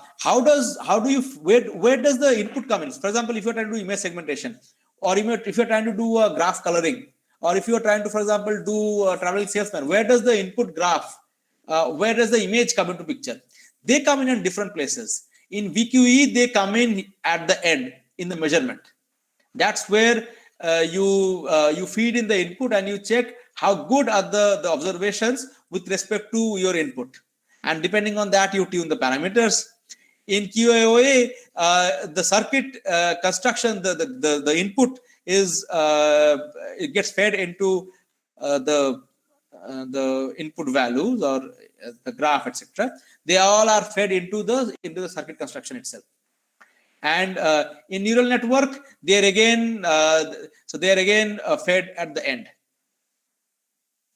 But they're all so that's one difference. Where does the actual input come into the picture? And then the other difference is the kind of gates that are used. So VQE uses a layer of this gate, then a layer of that gate, and QA has a different kind, and then neural network has a different kind. So the underlying idea is the same. The architecture is slightly different. You can think of it that they're all some kind of this kind of neural net kind of architecture, but the actual layout of the gates are different. VQE it uses something known as the variational principle to sort of determine the new set of values parameters. That comes more from physics. QoA actually allows, there are some limited work which allows you to get provable bounds. So even though neural network is not very good at giving you provable worst case guarantees, so QoA was developed because it allows us to give provable bounds about how good an algorithm will be. And neural network, all of us at least have heard about neural networks, that they are good at trying to get back rules and patterns from a data set. So that's how these optimization algorithms run. And so all of them have so there are a lot of frameworks and libraries in which all of them have been implemented. So you have to simply sort of, even if you don't understand the underlying details of quantum algorithms too much, you can still run them. And there are a lot of tutorials on the web, and this FDP has some sessions. One of them will be taken by my PhD student who will tell you more about how to run these, how to run a quantum SVM and some other such things. Okay. So, but I tried to give you a basic idea that what goes on beneath it, and I hope some of you will get interested and sort of carry it forward. So a few sort of news on these lines that has caught media attention. So a few years ago, D-Wave is a Canadian company which built the first quantum computer, first commercially available quantum computer. They were charging a lot of money, so not a lot of people bought it. Mostly sort of big institutes and companies. Google has bought one, and Lockheed has bought one, and small groups have, like big industries have bought, but very few customers. At least that's what is known in public. So they, so one group were able to solve a portfolio optimization. Your stock, mutual fund. So how do you optimize your portfolio on D-Wave using the D-Wave quantum computer? Then a few years back, Google was able to simulate a hydrogen molecule, which is a very, very simple thing. If you think about it, hydrogen molecule is a very, very simplest thing possible. They were able to simulate the hydrogen molecule completely using their quantum computer. And I think since then, some 8 atom molecule, some other group have also simulated. To be useful, we need the ability to simulate molecules with hundreds and thousands of atoms. So that's still quite a far away, but at least some proof of concept is happening here. And then Volkswagen and Google work together to solve traffic optimization and material structure for e-vehicles back batteries. I think the traffic optimization was for Seattle. They tried to figure out what should be the how should the red lights etc. be planned, which route should be one way, which should be not. So they did a traffic optimization. So they really learned from the past data what should be the right way to optimize traffic rules. Again, using Google's computer. So these are some of the things that people have done towards optimization. So this is again portfolio optimization, traffic optimization. Material structure is there was optimization criteria, how good is the material, and simulation of hydrogen molecule. Again, the optimization criteria was the energy. Molecules want to always be in the lowest possible energy. So they wanted to get a structure which is the lowest possible energy. So these are all optimization problems. So I wanted to sort of give you a sense that these techniques, what I spoke, they have been used to solve some toy problems at least. And it's not immediately clear what they will be really useful for at this point, whether they will be useful for more combinatorial problems, which is what I spoke earlier, by quantum minimum finding, k-medians, or more for these optimization problems, which are large scale and are difficult to design a quantum algorithm for. So, so I'm leaving you with this rather a 10-year-old slide in which where a lot of algorithms are listed out. So the list is the space of algorithms is right now huge. It's very difficult to talk about even the type of different algorithms in just a couple of hours. But at least I wanted to give you a flavor of what are the terms that are there, what are the kinds that are there, and maybe some of you will get interested in this. Maybe during the course of this FDP, you will get a little bit more interested. And if you want to know more about the kind of combinatorial algorithms that are out there and what is known about them, then you can visit this website, which is a reliable list of problems, combinatorial algorithms, quantum algorithms, quantum combinatorial algorithms. So yeah, so that's they maintain a very nice list. You can also find out unsolved problems in that list and work on them if you want. And that's all I have for this session. Thank you very much for listening. And if there are questions, then I can take them now.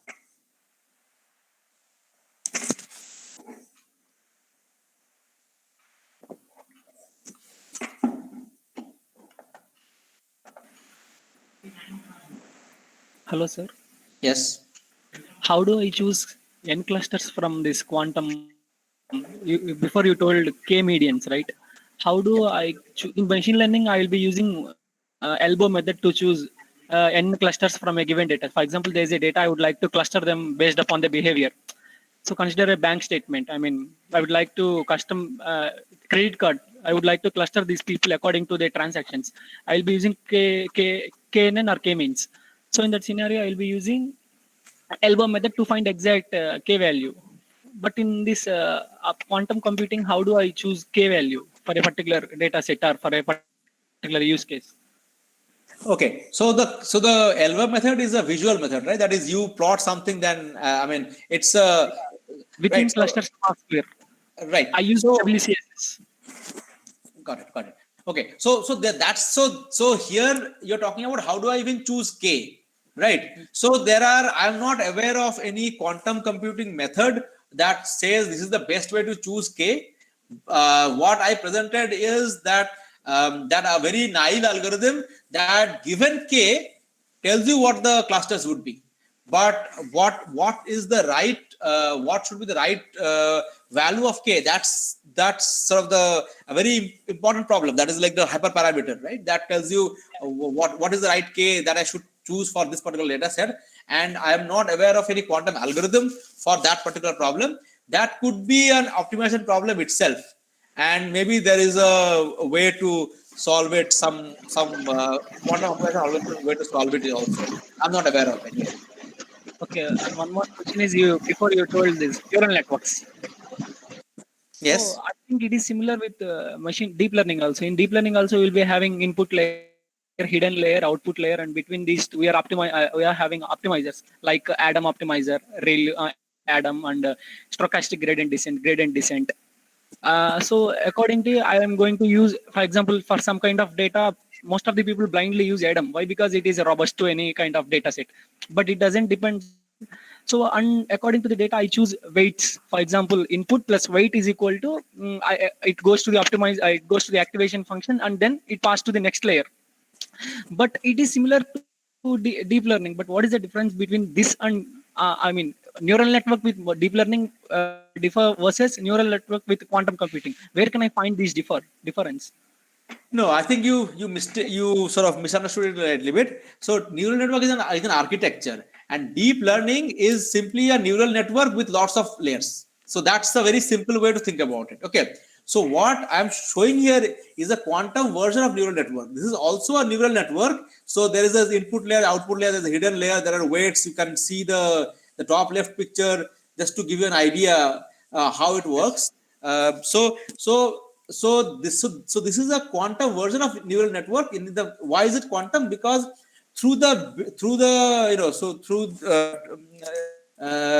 what is flowing in are not in a neural network are bits. So whether function is still on. What is flowing are, so these are all states. Okay, so that's how it does. Similar architecture can be created and has been created to solve optimization problems in a neural network fashion. That's quantum neural network. You can ask that what about a quantum deep network? That's a valid question. The trouble is, in a deep network, the number of layers layers will be very large. Okay, and can I request you to mute? There's a lot of noise coming. Yes, thank you very much. Yes, so in a deep network, so if you want to implement a deep network, the what we would need is that a qubit would have to sort of retain its state across all of the layers. This is a problem of this is actually a hardware problem, more of less of an algorithm or software problem of decoherence, which shows that the value of a qubit gradually destroys upon time. As time progresses, the lifetime of a qubit, is very small. So depending on implementation, there are some hardware implementations in which the qubit lifetimes are 2 milliseconds. There are some people are trying to get a qubit to stay with the right value for at least a few seconds. For our deep net runs for a long time with so many layers. So a qubit needs to retain its value for a significantly long time. So that is the difficulty in having a quantum circuit which has lots of layers. So that's why this is the problem of scaling here. That engineers are trying to sort of scale up the process so that a deep circuit can work out. And once people have achieved that, then probably we'll also be able to run very, very deep neural networks with like 10, 12 or 20, 50 layers. And that's essentially what your deep learning is. So actually, I have implemented so many. I have worked on deep learning kind of stuff. I have implemented even object detection. So I'm having some kind of glimpse with respect to architecture, like LSTMs, RNN, and YOLO. And recently, I have seen YOLO. So I can implement these things by using predefined libraries which are developed by TensorFlow, PyTorch, Pianos. So and in TensorFlow, I will be using Keras. But if I want to implement these things by using quantum, and if I want to use these quantum bits, are there any kind of predefined packages, or should I write my own custom logic for this algorithm? I mean, to implement these things. If I remember correctly, you have to wait for probably 1 or 2 more days. I think on Wednesday there is a session, and then later there are sessions which talk about exactly these things. There are libraries, there are platforms out there. What is the name? PennyLane. If you search for PennyLane, PennyLane.ai, they provide, and then Xanadu, they provide platforms for running quantum versions of these algorithms. So I would ask you to refer to these, or wait for the few sessions, like 1 or 2 more days, and the sessions will definitely enlighten you more on how do you run the quantum versions of these algorithms, where to implement, how to run them, how to get the data set, etc., etc. I am personally not too much familiar with this. My student is familiar, so I have asked him to take the session. Okay, sir. Thank you, sir. Thank you for this opportunity. Yes. Hello, sir. Yes. Can we mix up normal quantum learning? Suppose I want to do feature extraction with quantum, then whatever the output I am getting from that, can I give it to a normal classifier or some any machine learning classifier, any algorithm? Can we mix up both quantum as well as machine learning, sir? Yes. So people are trying to do that. So what you see here are quantum and classical. I'm going to draw a line here. So here the red part is quantum, red and the green part, and the yellow and this light yellow part, light green part is actually classical. So this is a way to mix up quantum and classical. It is not very straightforward, because quantum, the output is a state which is a superposition over many things, and when you measure it, the state collapses. You only get one thing, right? So even though it was a superposition over many possibilities, you only get one possibility out of it. But then you have to sort of develop a classical subroutine that is prepared in that manner. The classical subroutine. So you cannot simply take an off-the-shelf classical algorithm and fit into a quantum, but people have modified the classical to some extent so that it sort of works well with quantum. So this is this regime of classical quantum algorithm, and that seems like a promising area at least in the next couple of years for solving problems, because only quantum Okay. is turning out to be a little bit of difficulty because of the decoherence problem and the number of qubits problem. So people are trying to now combine classical and quantum in this manner. Okay, thank you, sir. Okay.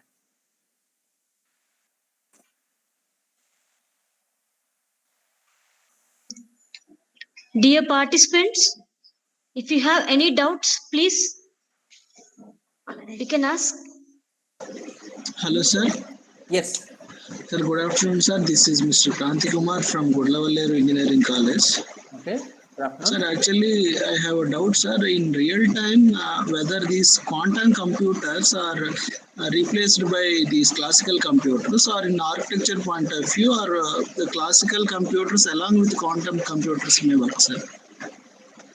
No, when you said in real time, you mean that like eventually, or you mean in today's world, or I was not clear. Your question was not clear to me. What you meant? Actually, sir, as far of my knowledge, these classical computers were replaced by quantum computers. Am I correct, sir? No, that is not really the right way of seeing it. That is what people thought about, like 20 years ago. But it is becoming more clear that there's a lot of noise in the background. Can I request you to mute it when you are not speaking? Thank you. Thank you. Yeah, so 20 years ago, that was the view that quantum computers will come and we will have quantum browsers and quantum Game of Thrones and quantum everything. But that probably is, people believe that that's not going to be the case.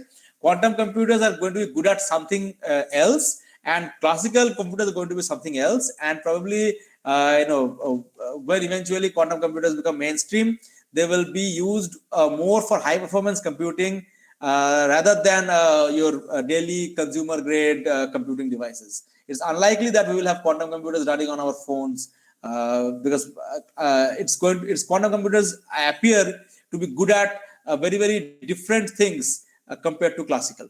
So and maybe drug discovery, molecule design, large scale optimizations, weather prediction, random number generation, those some very specific problems there quantum computers will be useful for, and the rest will be classical. And even where it will be useful for, they probably will not be solely quantum. There will be a mix of some parts will be quantum, some parts will be classical. So it will be a mix of these two techniques. This is the view that is sort of prevailing for the last 3-4 years.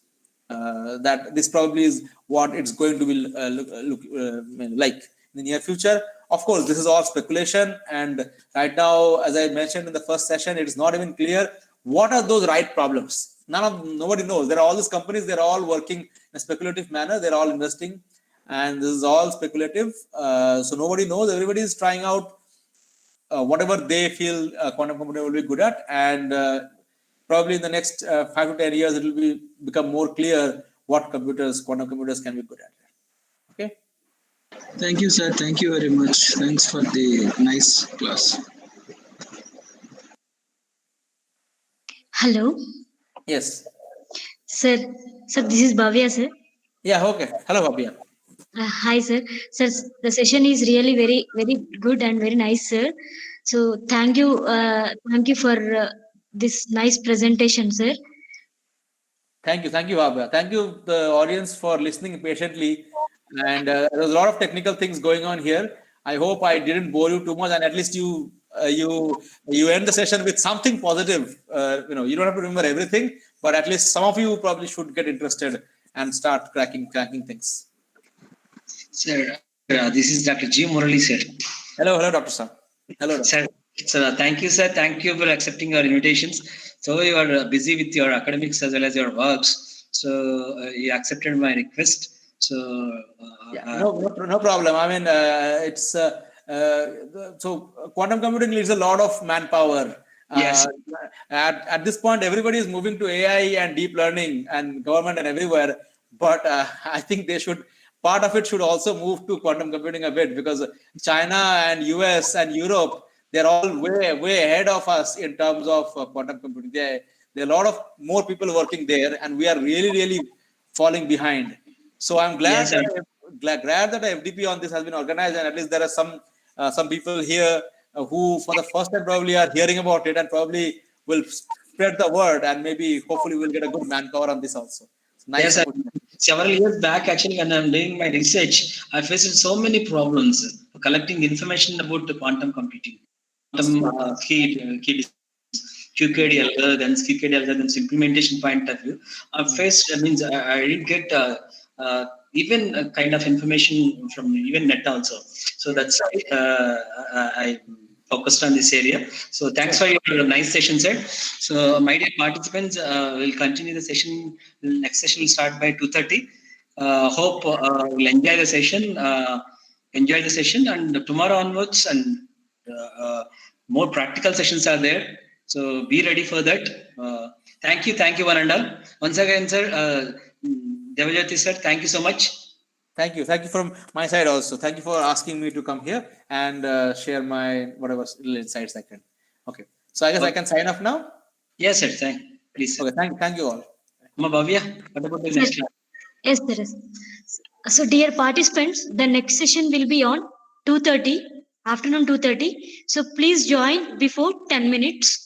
So, the link will be same link. So, today for all sessions, there will be a same link. So, thank you. From 2:30 to 4, there will be an afternoon session.